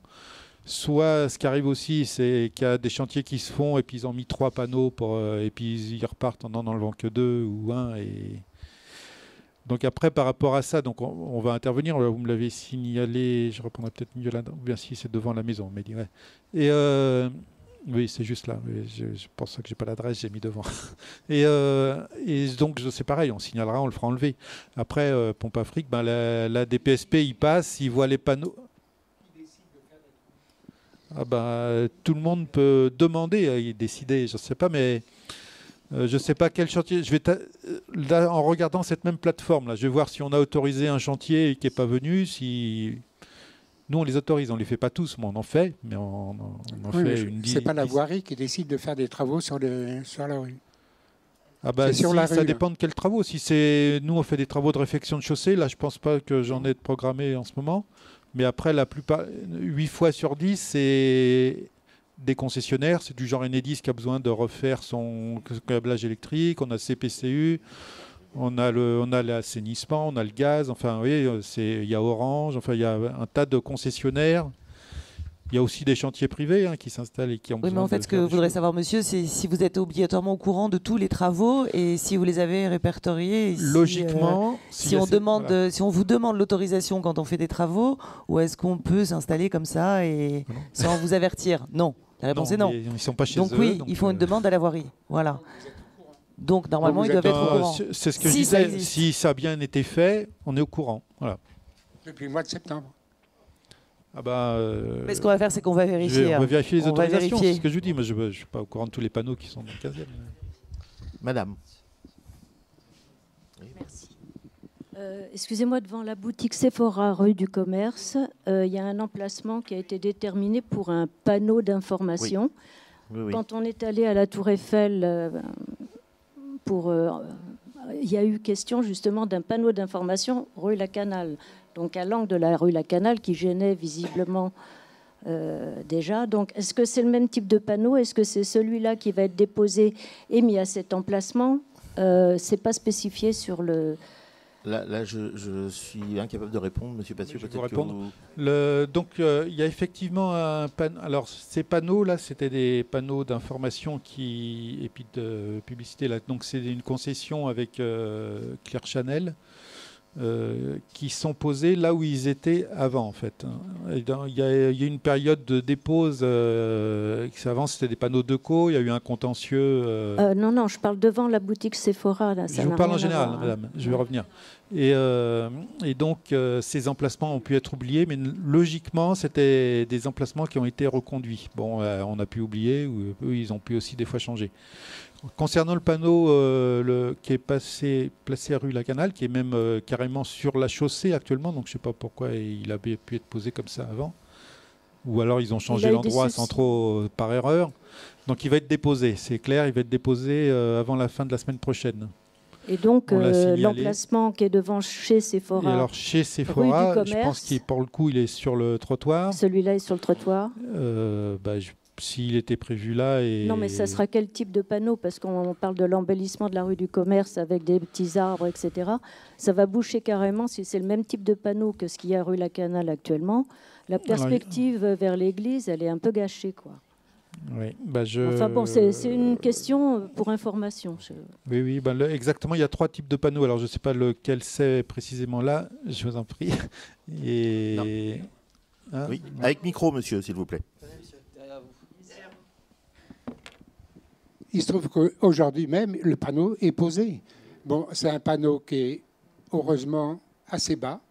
Ce n'est pas un panneau en hauteur comme celui de la rue La Canale. C'est un panneau bas et qui est posé aujourd'hui avec je ne sais pas quelle information qui n'a aucun intérêt. Mais enfin, c'est dommage qu'il y ait un panneau à cet endroit-là, c'est sûr. Mais heureusement, ce n'est pas un panneau en hauteur. Et tant mieux si l'autre est enlevé... parce qu'il est à 20 mètres du premier panneau, hein, celui qui est rue La Canale. Et alors là, ça dépend peut-être pas de vous, mais c'est bien dommage qu'il y ait des panneaux comme ça qui surgissent n'importe où, n'importe quand. Donc bon, c'est ce que je disais. Hein. Donc de fait, c'est pas les mêmes. Là, ça doit être un MUI, c'est un mobilier d'information donc qui a 2 pieds en fait, et puis donc il y a un modèle bas et un modèle haut. Donc tant mieux que ce soit. Heureusement, c'est un bas. Donc tout ça, c'est des emplacements qui ont déjà dû exister. Alors peut-être vous avez la mémoire du quartier et vous vous en rappelez. Ou non. Désolé, je suis là depuis 65. Ça dit bon, je vais. Oui, il peut y avoir des contre-exemples. Il n'y avait pas du tout de panneau de ce genre-là jusqu'à présent. De plus, les camions qui passent dans la rue La Canale pour livrer se heurtent à ce panneau. C'est vraiment... Non, mais celui de la rue La Canale, il va être enlevé. Ah, il est enlevé. Bon, d'accord. Donc ça, c'est une très bonne chose pour les riverains. Alors la moins bonne chose, c'est que forcément, ils cherchent un autre endroit, donc on doit regarder. On tâchera de trouver. Le 16e, si vous avez des idées. C'est parfait. Mais il en pousse un peu dans tout Paris de ces panneaux, hein, comme vous avez pu voir. Donc, justement, pour ces panneaux, les travaux, lors de la réunion du Café de la Tour Eiffel, vous nous aviez dit que les travaux devaient durer 1 semaine au maximum. Or...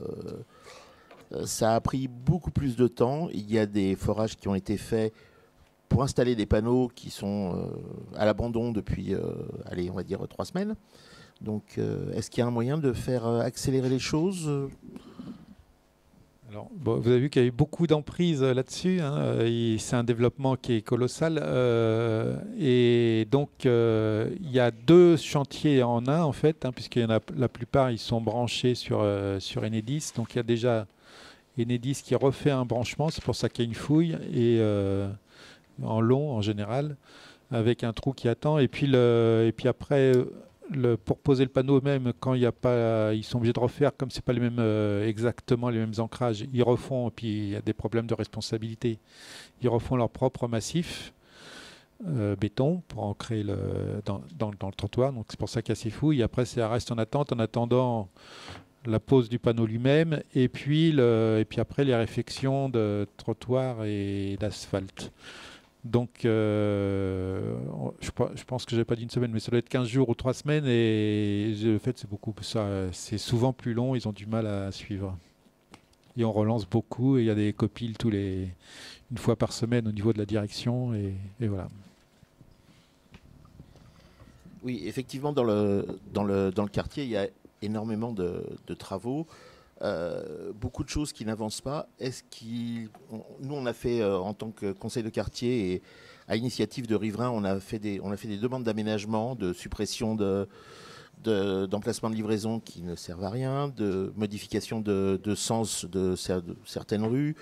On a des panneaux fin d'interdiction de stationner pour travaux qui sont là depuis 5 ans. Et qui ne sont jamais retirés, donc c'est un peu ridicule. On a une fin d'interdiction de stationner pour une interdiction qui n'est pas là.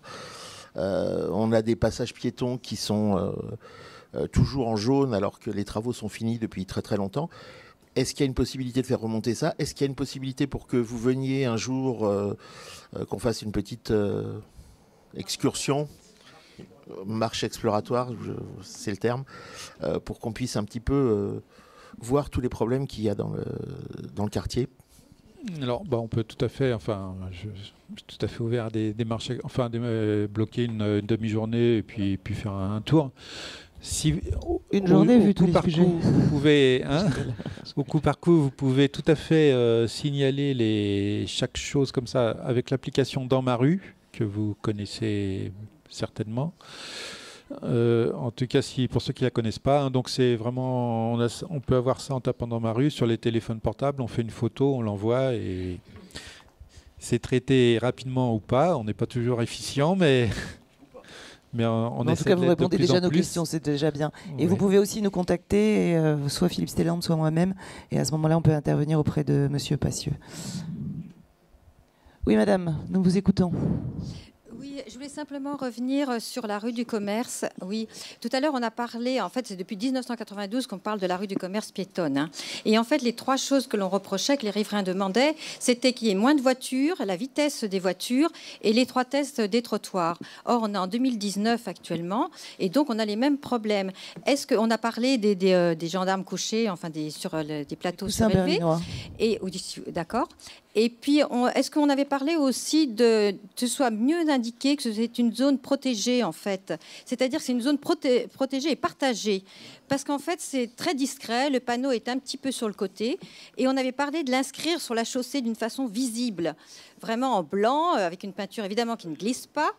Mais ça y est, mais c'est à peine, c'est effacé. C'est pas marqué 20 km/h hein, sur la chaussée. C'est pas marqué. Donc, est-ce que ça pourrait être marqué, que ce soit vraiment visible? D'autre part, on avait parlé des trottoirs qui étaient très étroits. C'est vrai que les jardinières, à par moment, vous avez un endroit qui est aussi étroit, qui est très étroit, c'est-à-dire que ça ne permet pas le croisement de 2 piétons. Et je ne parle même pas d'une poussette ou d'un fauteuil roulant. Niveau ? Par exemple, devant le chinois, le restaurant chinois, devant à côté, vous avez le panier aussi. Vous voyez, il y a des tas d'endroits où les jardinières auraient pu être, ce qu'on avait dit en 2004, hein, quand on avait fait partie de la Réunion, que les jardinières étaient beaucoup trop imposantes.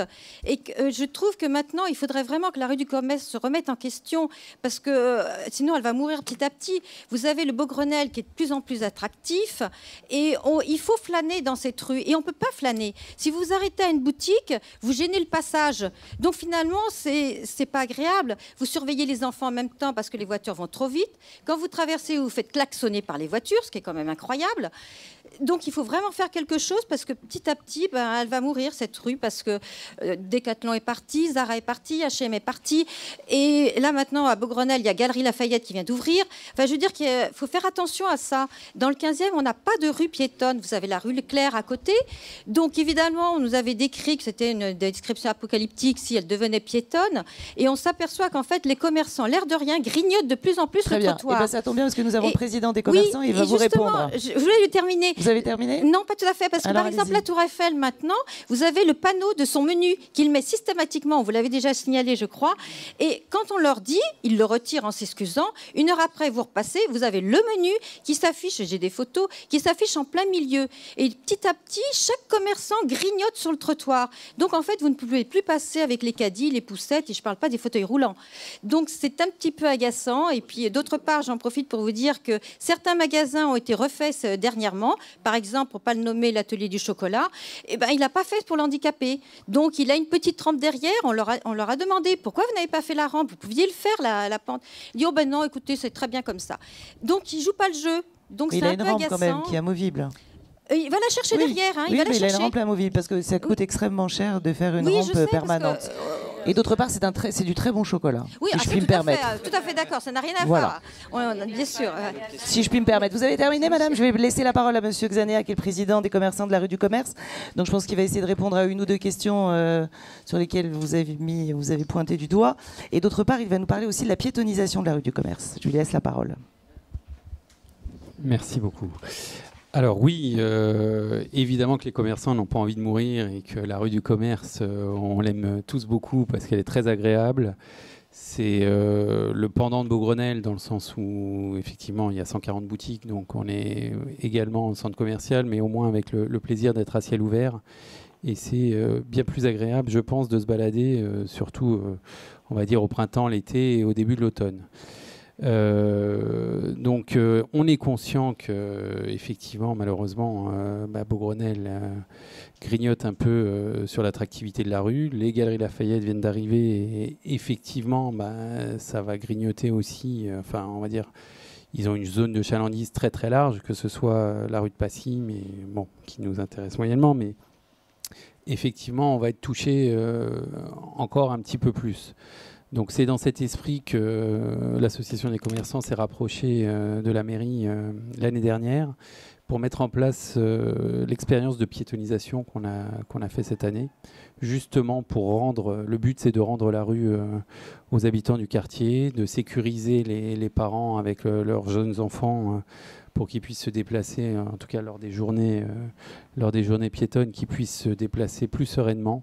Et c'était l'esprit dans lequel on a demandé cette mise en place et qui a été suivie par Philippe Goujon et ses équipes. Donc, cette date ont été retenues sur 2019. Ça aurait dû démarrer en avril. Et bon, il y a eu un petit couac. Ça a réellement démarré le 18 mai. On a eu après une date le 22 juin, 13 juillet. Au mois d'août, on avait coupé, étant donné qu'il n'y a pas beaucoup d'habitants présents. Ça a repris le 14 septembre. On a eu le 19 octobre. La prochaine sera au moment du Black Friday.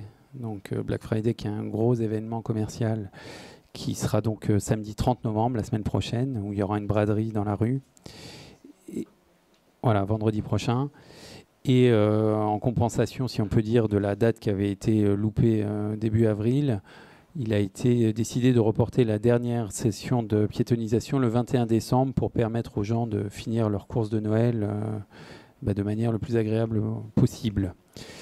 Donc, au travers de l'association, j'ai lancé un sondage auprès des commerçants pour savoir quel était le bilan de cette phase de test. Et on est à plus de 90% de satisfaction des commerçants qui ont apprécié cette piétonisation comme on l'espérait, comme on le pensait, parce qu'effectivement, c'était plus agréable.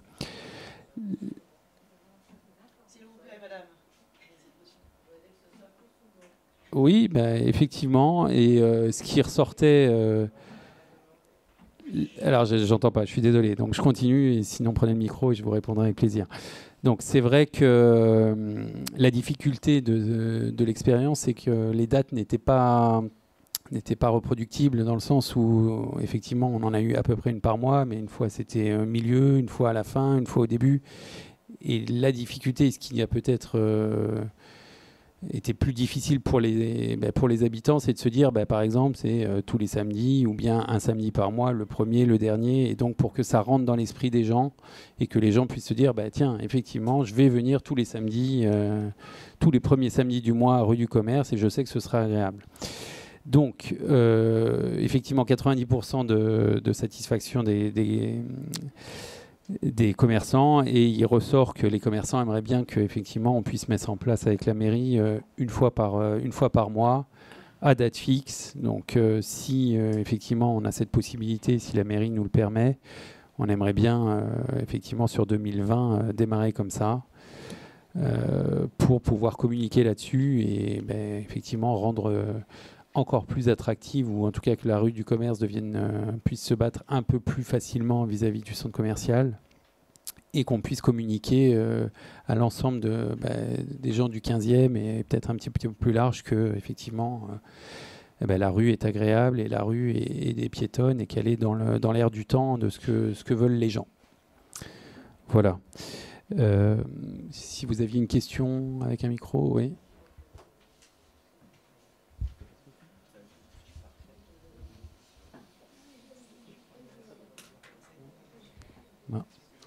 Oui, je voulais juste savoir si techniquement c'était envisageable de faire une piétonisation tous les samedis.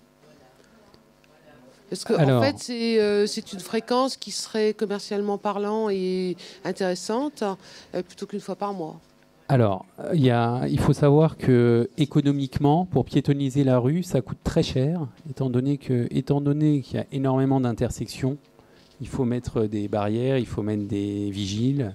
Donc chaque fois qu'on piétonise la rue, c'est un budget qui est pas loin des 2 000 €. Donc le répéter 52 fois, je vous laisse faire le calcul.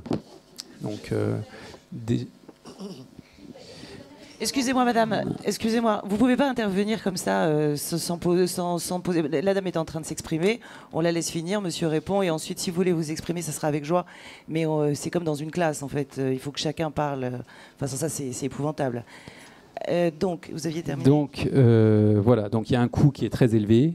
Alors, je vais répondre parce que j'ai quand même entendu la question. En fait, on a profité Paris Respire, voilà. Une opération, et ça c'est financé par la ville de Paris, qui s'appelle Paris Respire. Ils ont effectivement des rues dans Paris et ils créent des zones. Et donc finalement, c'est la mairie de Paris qui a payé ça parce que l'association clairement n'a pas les moyens de payer 2000 € par fois. Donc si effectivement on n'avait pas eu le recours à cette opération Paris Respire, on n'aurait pas pu le faire. Donc notre souhait, ce serait de démarrer déjà une fois par mois sur 2020. Déjà de prendre les marques pour aussi... parce que ça entraîne une petite contrainte, effectivement, pour les habitants du quartier. Petite, une grosse. Petite ou grosse. Bon, la circulation n'est pas coupée. Elle est maîtrisée. Ah, pour les riverains, elle n'est pas coupée. Oui, mais pour arriver à passer... Attendez, chacun votre tour. Alors, allez-y. Allez-y, madame. Bon. Alors, moi, je prendrai la parole pour moi plus tard. Je ne suis pas sûre de pouvoir rester. J'ai des problèmes de santé, mais je voudrais d'abord m'acquitter d'une mission qui m'a été confiée par un couple de personnes qui résident place du Commerce, qui ne sont pas propriétaires, qui ne sont pas sur la façade et qui m'ont demandé de la lire parce qu'ils ne pouvaient pas se déplacer ce soir. Donc, résidents locataires, place du Commerce, nous sommes un couple de personnes âgées dont l'une est handicapée et a besoin que son environnement immédiat reste accessible, car nous avons du mal à nous déplacer. Merci donc de ne pas permettre la piétonisation de la rue du Commerce ni de la place, car nous avons besoin que l'on puisse venir nous chercher en voiture à la porte de notre immeuble. De même, nous apprécions les espaces verts, car nous ne quittons pratiquement plus Paris. Nous aimerions pouvoir encore profiter pleinement du square dans le calme, sans que le cadre en soit réduit par l'installation d'un manège qui serait source de nuisances sonores. C'est daté, c'est signé, je le remettrai à Madame Giovannucci. Très bien, je leur répondrai comme ça. Enfin, Monsieur le maire leur répondra surtout. Non, moi je voulais revenir, on a parlé, ou Madame a évoqué les trottoirs de la rue du Commerce, j'en profite que vous soyez là. On n'arrive plus à marcher sur les trottoirs de la rue du Commerce. Il y a des palettes partout, notamment au niveau de la pharmacie, vous connaissez bien. On a des camions qui se garent carrément sur le trottoir. Alors l'application effectivement d'Amaru est très efficace pour ça, j'ai utilisé hier, mais c'est absolument insupportable, monsieur. Et on a d'autres problèmes ensemble, mais il serait quand même bien que les commerces respectent aussi les résidents de la rue du Commerce. Alors, 3 points. Les palettes, ok. Les camions, c'est pas les miens, donc vous pouvez en parler, mais je n'ai aucune responsabilité sur le fait que les camions viennent ou pas se garer sur le trottoir. Et mais vous êtes responsable des commerçants de la rue du Commerce, oui, donc je ne m'adresse pas à vous en particulier. Un petit peu quand même, vous l'avez dit, mais c'est pas grave. Non, je vous dis, il y a des camions qui se garent sur les trottoirs de la rue du Commerce et des palettes sur les trottoirs. Je ne suis pas policier, donc j'ai pas même si effectivement, moi le premier, ça me gêne quand je vois des camions, et je les ai encore vus ce matin, qui montent sur les trottoirs et qui se garent au milieu. Pas sur des zones de livraison, mais qui montent sur les trottoirs. Mais j'ai pas le pouvoir de police et de les arrêter ou de les faire se déplacer. Donc ça, je peux rien faire. Est-ce que les commerçants ne peuvent pas faire respecter leurs fournisseurs? Est-ce que ce n'est pas un respect pour les habitants et leurs clients, par ailleurs? Mais on ne sait même pas. Aujourd'hui, il y a tellement de livraisons de l'Amazon, de machin, on sait même pas. Vous ne pouvez rien faire. Ah, sur les camions, ça, je peux rien On a des camions qui débarquent des palettes, qui rentrent dans des magasins. C'est pas Amazon, Amazon. Non, mais les petits camions qui livrent, je suis désolé, mais je ne suis pas responsable de ça. Et malheureusement, hier, c'était Cyrillus. Oui, bon, d'accord, mais ça... Donc, c'est-à-dire les commerçants ne peuvent pas faire respecter, imposer à leurs fournisseurs les modes de livraison. Non, vous êtes impuissant là-dessus? Moi, je suis impuissant là-dessus, je suis désolé, mais je ne maîtrise pas les camions et les transporteurs, et même les fournisseurs, je ne suis même pas sûr qu'ils arrivent à maîtriser les transporteurs qui ne sont pas leurs propres transporteurs. Et je voulais juste faire une petite remarque, parce que moi, j'ai posé une question à Philippe Goujon, qui m'a répondu par écrit, parce que je l'avais interpellé sur la piétonisation de la rue du Commerce. Il s'agit d'une expérimentation qui n'est pas destinée aux animations commerciales, mais à la tranquillité et à la promenade. Donc je ne vois pas pourquoi les commerçants voudraient faire ça tous les samedis, ou à la limite on peut le faire le dimanche si c'est pour la tranquillité des habitants. L'autre remarque, vous dites qu'effectivement on peut, en tant que riverain, avoir accès. Nous habitons place du Commerce. Donc nous sommes obligés d'emprunter la rue du Commerce pour pouvoir tourner côté impair. Et malheureusement, c'est vrai que même si on nous laisse passer, ce qui n'arrive pas à chaque fois, on se heurte aux piétons, que je comprends parce qu'ils sont là pour se balader et qui n'ont pas envie de voir des voitures. Donc nous, on a besoin, de pouvoir sortir et rentrer chez nous sans avoir de restrictions. Donc pour nous, le plus, pour ne pas vous gêner, s'il y a des piétonisations, ce serait de nous autoriser temporairement à prendre le bout de la place du Commerce à partir de la rue Violet à contresens pour arriver un peu avant la rue du Commerce. Comme ça, on ne dérangerait personne. L'autre chose, c'est que moi, j'ai plus de 70 ans, j'ai des enfants, des petits-enfants. Et bien, ces jours-là, on ne peut pas les voir, ils ne peuvent pas venir nous voir parce que carte d'identité, ils n'habitent pas sur place. Donc ça, c'est inadmissible. Et moi, j'aimerais bien que ma famille, mes amis, puissent venir me voir. Surtout qu'on a de quoi les garer à l'intérieur de l'immeuble pour ne pas empiéter sur la chaussée. Voilà, donc ça, c'est quelque chose à étudier. Alors, quant à la fréquence, ce que vous avez proposé une fois par mois, une date fixe, le premier, par exemple, week-end, premier samedi du mois, ou le deuxième, peu importe, pour que les gens prennent leur habitude, pourquoi pas. Nous ne nous y sommes pas opposés. En tant que président d'un conseil syndical, j'en ai parlé à un certain nombre de personnes de mon immeuble et de mon quartier. Bon, oui, mais toutes les semaines, non, ça fait trop. Et surtout, si on doit avoir en plus toute la partie sonore, parce que la partie sonore, si on l'a une fois par trimestre, ça va. Une fois par mois, passe, à condition que ça ne soit pas trop ça, fort. C'est quand il y a le marché gourmand, c'est ça? Quand il y a le marché gourmand. Le marché gourmand, pas que ça c'est soit 2 fois par an. Voilà. D'ailleurs, le marché gourmand, moi, je ne pense pas que ça apporte beaucoup de choses aux commerçants de la rue. D'autant plus, ça apporte plus de choses pour les rats, puisqu'ils laissent leurs marchandises sur les étals avec une simple bâche. Donc toute la nuit, donc les rats se régalent, mais moi, j'achèterai jamais là-dedans pour des raisons d'hygiène. Et sinon, pour répondre à la dame qui disait que la rue du Commerce est morte, la rue du Commerce est morte depuis beaucoup plus longtemps, avant qu'elle soit refaite, pour la raison suivante, c'est que tous les commerçants de bouche sont partis. Il y avait des boucheries chevalines, des poissonneries, des triperies, etc. Tous ces gens-là sont partis, non pas à cause de la rue du Commerce, de sa non-attractivité, mais parce que les loyers étaient tellement forts que seules les grosses enseignes. Et ce qui est regrettable, c'est que sur Paris, il y a une possibilité de faire une préemption sur les commerces, mais pour ça, il faut déclarer la rue comme étant préemptable. Et ça n'a jamais été fait pour la rue du Commerce. C'est lamentable.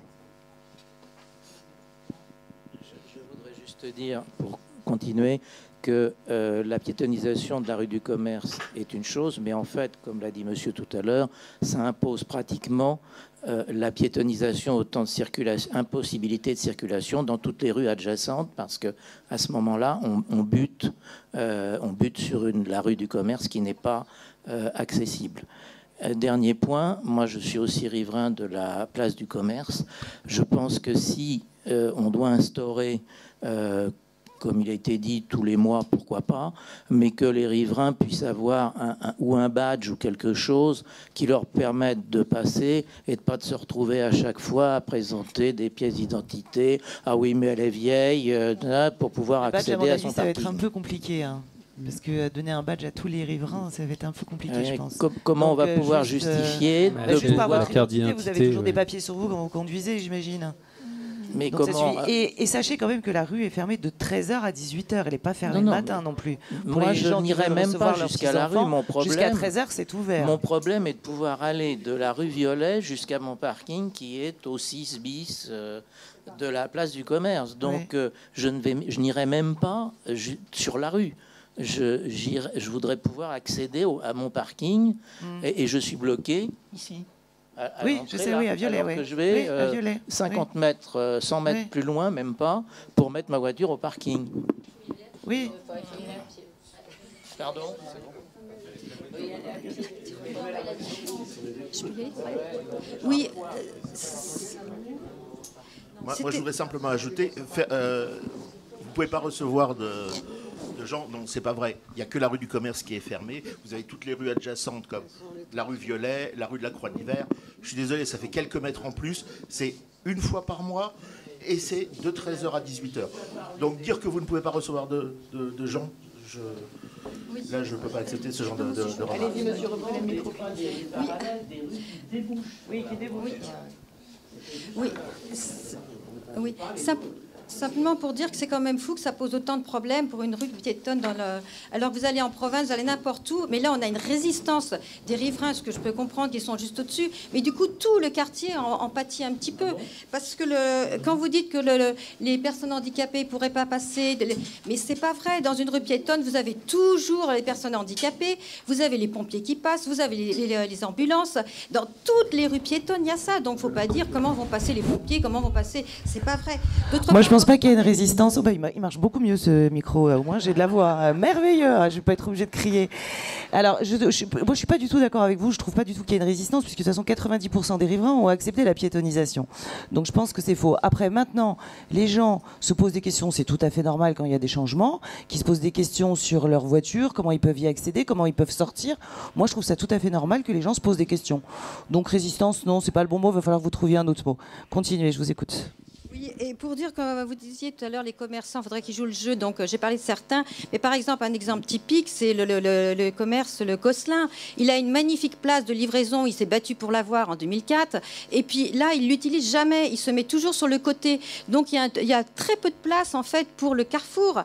Donc, les piétons sont réduits derrière la bande podotactile avec les poussettes, les caddies. On ne peut pas pousser. Je vous montrerai les photos. Je ne parle même pas d'un fauteuil roulant qui est coincé entre ces cagettes, le feu rouge, le poteau du feu rouge et la chaussée. Donc là, on pourrait lui faire remarquer qu'il y a quand même un petit souci.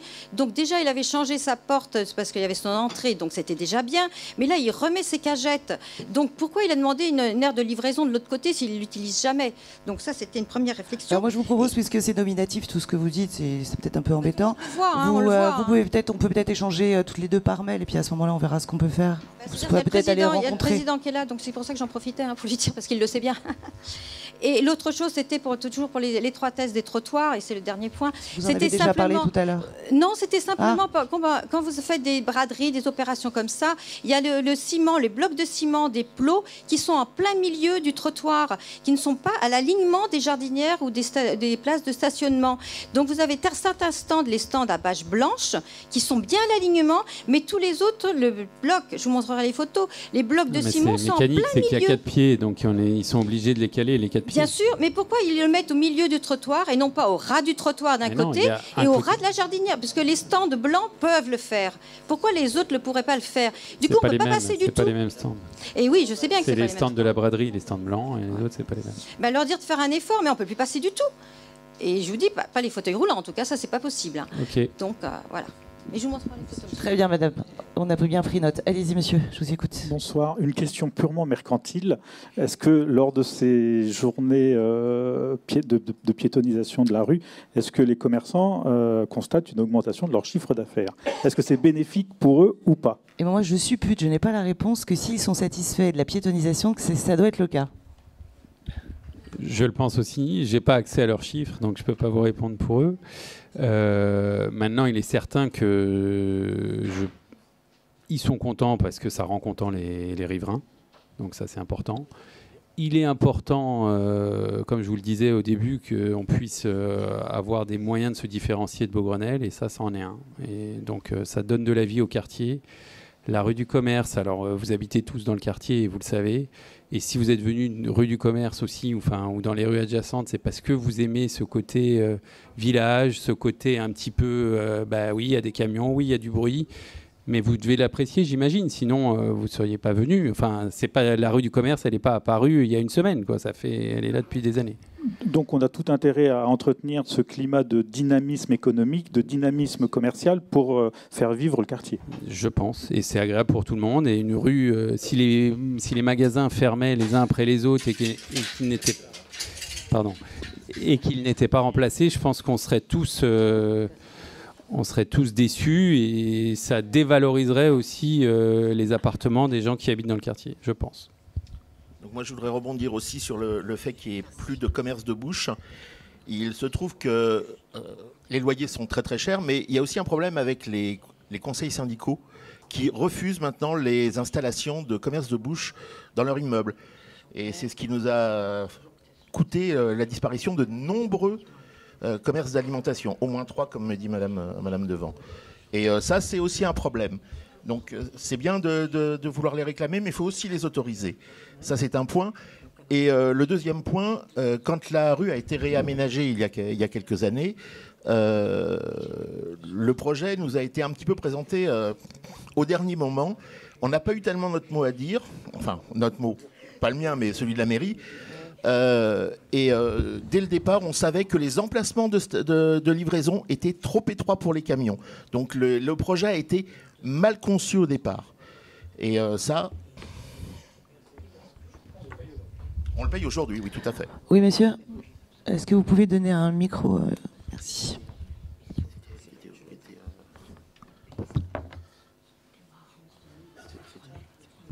Oui, concernant la rue du Commerce, vous dites qu'on n'a pas été consulté. Moi, à l'époque, je me suis occupé avec des commerçants et avec des riverains de faire une enquête et de proposer un contre-projet avec l'accord de Philippe Gaujon que l'on a présenté lors de conseils de quartier. Cette enquête, il y avait à peu près 600 personnes qui ont répondu et qui ont abouti à un projet. On a fait des amendements. Bon, aujourd'hui, la rue du Commerce, elle est ce qu'elle est. Il y a des avantages, des inconvénients. Ceci dit, bon, il y a eu des décisions avant, mais on a pu participer. Moi, j'ai passé de nombreux mois. J'avais même fait un site informatique pour pouvoir que les gens voient. J'avais mis les plans, etc. Tout le monde pouvait les consulter. J'avais fait une large communication. Bon, je pense qu'on a tous pu donner notre mot, aussi bien des commerçants qui ont amendé le projet que nous. Bon, tout n'a pas été retenu malheureusement. Principalement, ce qu'on avait demandé pour les commerces et pour qu'ils puissent vivre, c'est qu'il y ait, puisqu'il y avait la suppression du stationnement, au moins un parking où les clients de passage, puisqu'il y a des gens qui venaient d'autres quartiers, puissent stationner. Aujourd'hui, ce n'est pas le cas et c'est un peu dommage. Oui, il y avait eu des aménagements qui avaient été proposés. Ceci dit, le projet nous a été un petit peu, on va dire, imposé. Certes, il y a eu des aménagements, mais on n'a pas eu tellement le choix sur ce qui a été fait. Alors oui, il y a eu un projet de parking qui a été fait. Donc on avait demandé à l'époque que ce soit un parking justement pour les clients, qu'il y ait une partie de parking pour les clients. Ça nous a été refusé. Donc c'est un parking qui est sur abonnement, qui à l'époque, quand il a été vendu, il y avait plus d'abonnés que de places disponibles. Alors on nous a dit qu'effectivement c'était un problème avec le jour, la nuit. Le Club Med Gym avait acheté plusieurs places pour ses employés qui ne sont pas là la nuit, donc c'est les riverains qui... Enfin bon, le fait est qu'il n'y a pas de stationnement pour les clients. Et effectivement, monsieur le maire avait demandé à l'époque, on a supprimé ces places de stationnement rue du Commerce, 100 places en rotatif rue Frémicourt, ce que nous n'avons pas obtenu. Bien, oui. Monsieur, madame. Simplement parce qu'on s'était aperçu à l'époque, et encore maintenant, que les clients, en fait, sont plus du quartier, sont des riverains. Ils ne viennent pas en voiture faire des courses. Et à l'époque, c'était monsieur Galet-Dejean, d'ailleurs, malgré tout le respect qu'on l'on doit, s'était justement bloqué là-dessus en disant la mère de famille vient pour flâner, elle n'a pas le temps de flâner, donc le soir, en rentrant du bureau, elle s'arrête pour faire ses courses, elle repart et tout. C'était une vision un peu archaïque parce que la mère de famille, elle rentre directement chez elle. Donc flâner. Non, moi je flâne de temps en temps. Oui, mais flâner, encore faut-il que les trottoirs soient larges et c'est pas forcément le soir. Donc l'idée, c'est une voie. En fait, c'est une voie de transit. Transit, ça veut dire que les voitures passent, mais ne s'arrêtent pas. On le sait bien, mais c'est plus agréable de passer par la rue du Commerce que la rue Croix-Niver ou la rue une autre rue. Mais quand vous regardez bien, les voitures passent. Et c'est pour ça qu'elles vont vite d'ailleurs, parce qu'elles s'arrêtent pas. Les voitures passent, ne s'arrêtent pas et n'achètent pas de chez les commerçants. Exactement, voilà. C'est ça qui se passe. Bien, encore deux questions. Et c'est quand même le commerce qui fait vivre, elle s'appelle la rue du Commerce. Nous allons rendre la salle si vous voulez bien.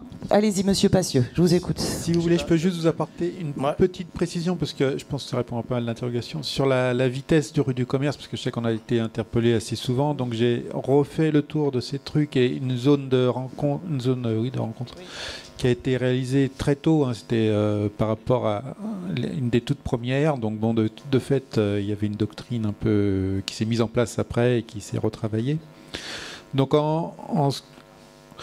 il y a dans les propositions que je peux vous faire là, donc il y a effectivement, il y a pour le moment le logo des zones de rencontre avec le piéton, voiture, etc. pour dire que c'est partagé en tête de chaque tronçon.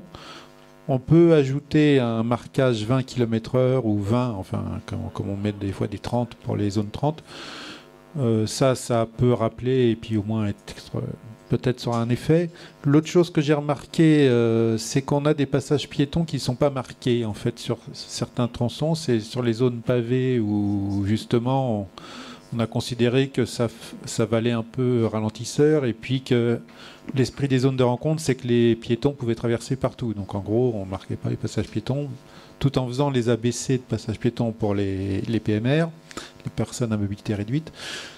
Donc je pense que de quand même faire ces marquages, ça va séquencer un peu les tronçons, c'est perçu, on voit qu'il y a quand même... parce que sinon ça gomme un peu malgré les pavés, etc. Donc on va faire... on va demander les crédits pour le faire, hein. Je ne dis pas que je vais le faire demain, mais faire marquer ces passages piétons, j'ai eu l'idée hier, je n'aurai pas les crédits demain. Et un passage piéton 3D? Non, vous en Alors avez les passages piétons 3D, c'est plus des expérimentations et dommage, il y en a quelques-unes et ils veulent pas... Il y a quelques sites limités en expérimentation, ils ne veulent pas les multiplier tant qu'il n'y a pas des retours. Donc c'est les principales choses auxquelles que je voulais vous indiquer, qu'on essaiera de faire. Sachant que par rapport à la rue du Canal, on avait aussi parlé de la giration des camions, donc il y a une zone, profite, il y a une zone de livraison qui est juste avant le passage piéton, qui, moi je pense que, alors je vais essayer d'avoir un retour dessus, mais soit on peut la supprimer pour permettre aux véhicules un peu longs de se décaler et pour quand ils tournent à gauche, soit on décale cette zone de livraison un petit peu en amont pour si elle est utile, sachant qu'il y en a rue du Commerce en amont et en aval, donc il y a des zones de livraison pas loin. Si vraiment il faut la conserver, on peut la décaler. Et en tout cas, ça faciliterait ces girations pour, même s'il n'y a plus le panneau d'information sauvage, pour que les véhicules soient mis en place. Voilà, c'était juste deux, trois éléments que je voulais vous donner comme ça. Alors moi, j'ai eu une proposition qui vient d'être faite là, par SMS. Mettre un signalement à chaque intersection, carrément au sol. De remettre le 20 km/h. Non, ça encombrerait la voie publique et je pense que c'est pas possible. Au sol. Au sol. De remettre à chaque fois le logo. Le marquage au sol, oui. Ouais, un marquage au sol, ça rejoint un peu, c'est pour ça que je disais les passages piétons, au moins c'est quelque chose de très normé et puis ça en ajoute, il y a 2 carrefours comme ça, donc ça va faire 4 passages piétons en plus, ça va déjà... puis ça coupe les tronçons longs où il n'y a rien de marqué, quoi. C'est assez intéressant. Si en début de chaque tronçon on remette le 20, peut-être ça fera déjà pas mal, mais moi je suis ouvert à tout, hein, mais après c'est des choses qu'il faut aussi repeindre et entretenir, etc. Donc faisons ça, et puis s'il n'y a pas d'amélioration, on tâchera de renforcer encore. Je reviendrai à d'autres. On peut déjà commencer par ça, ce sera déjà pas mal. Madame, une dernière question? Ou monsieur, allez-y. Revenir sur la disparition des commerces de bouche et la position des conseils syndicaux. Je suis moi-même responsable de conseil syndical. Nous avons eu il y a quelques années dans mon immeuble un restaurant asiatique, enfin une épicerie-restaurant. Hein, ça a été l'enfer. Parce qu'il y avait des odeurs épouvantables et c'était insupportable. Je n'ai rien contre ces restaurants que j'utilise moi-même, mais il y a des commerces de bouche qui sont absolument pas un marchand de légumes, enfin on ne va pas parler de cas, mais qui ne sont pas polluants en dehors peut-être des poubelles, mais il y en a un certain nombre qui sont quand même extrêmement délicats dans leur intégration dans un immeuble. C'est tout ce que... Ben oui, mais un poissonnier, forcément, il peut y avoir des odeurs. Enfin, oui, il y en avait un, il n'y en a plus. Je voudrais juste Allez-y, oui, madame, allez-y. Une dernière question, madame. Ce n'est pas une question, c'est une déclaration. On parle beaucoup des voitures, mais les vélos sont également très dangereux. Personnellement, malheureusement, j'ai été percutée par un vélo le 5 juillet dernier. Monsieur le maire a déclaré qu'il n'y avait eu aucun accident. Donc là, aujourd'hui, je sais que c'est enregistré. Donc je montre ma jambe ce jour-là. Je ne vais pas le faire passer à tout le monde. J'ai l'identité de la personne qui m'a percuté. J'ai souhaité ne pas déposer plainte. J'ai promis à cette personne... C'est pour ça que monsieur le maire n'était pas au courant. Voilà, non, tout à fait, je ne lui en veux pas, mais je tiens à ce que ce soit enregistré qu'il y a aussi les vélos, les contresens. J'ai traversé entre Nicolas et la pharmacie, effectivement en dehors des passages protégés, parce qu'il a été déclaré que l'avantage de cette rue, c'était un espace partagé, qu'il n'y avait pas besoin, on pouvait traverser n'importe où, entre guillemets, hein, en faisant attention. Voilà, le problème des pistes cyclables en contresens, c'était inscrit dans le code de la route. Je sais, mais je tiens à ce que ce soit enregistré, que ça arrive aussi. Il n'y a pas que les voitures. Non, ça arrive, mais effectivement, si vous n'avez pas porté plainte, on ne peut pas être au courant au niveau mairie. Vous parlez de 20 km/h pour les voitures. Moi, j'ai chronométré un vélo qui était à 27 km/h. Donc, il faut aussi qu'ils soient éduqués. Et je ne parle pas des motos sur les trottoirs qui font du slalom. Et les trottinettes et tout le reste. Plein de choses, oui. Allez-y, monsieur, une dernière question. Oui, je crois que la croix au sommet de l'église penche. Elle a été refaite il y a 4-5 ans, je pense. Un peu si plus. vous la regardez bien, elle penche. Oh, je ne sais pas, mais... Je pense donc il faudrait le signaler au maire ou à la ville pour qu'elle soit vérifiée, parce que si elle tombe, je pense qu'elle fera du dégât. Et je pense que monsieur le maire est très sensible à cette croix, puisque il a participé, enfin il a financé à l'installation de cette croix avec monsieur Balladur et monsieur Galli-de-Jean. Alors regardez-la bien, quand on est dans l'axe de la rue du Commerce... Voilà, les trois noms figurent sur cette croix, donc je pense qu'il sera très sensible à cette question. C'est léger, mais c'est patent. Avant de fermer cette... Je remercie monsieur Passieux d'être venu et d'avoir répondu à toutes nos questions. Et vous aussi, monsieur Berroir, merci beaucoup d'être venu ce soir. Voilà, je vous remercie. Donc, voilà, je pense que ce sera le dernier conseil pour cette année. Donc, à l'an prochain. Et n'hésitez pas à nous contacter. Et bonne fête aussi.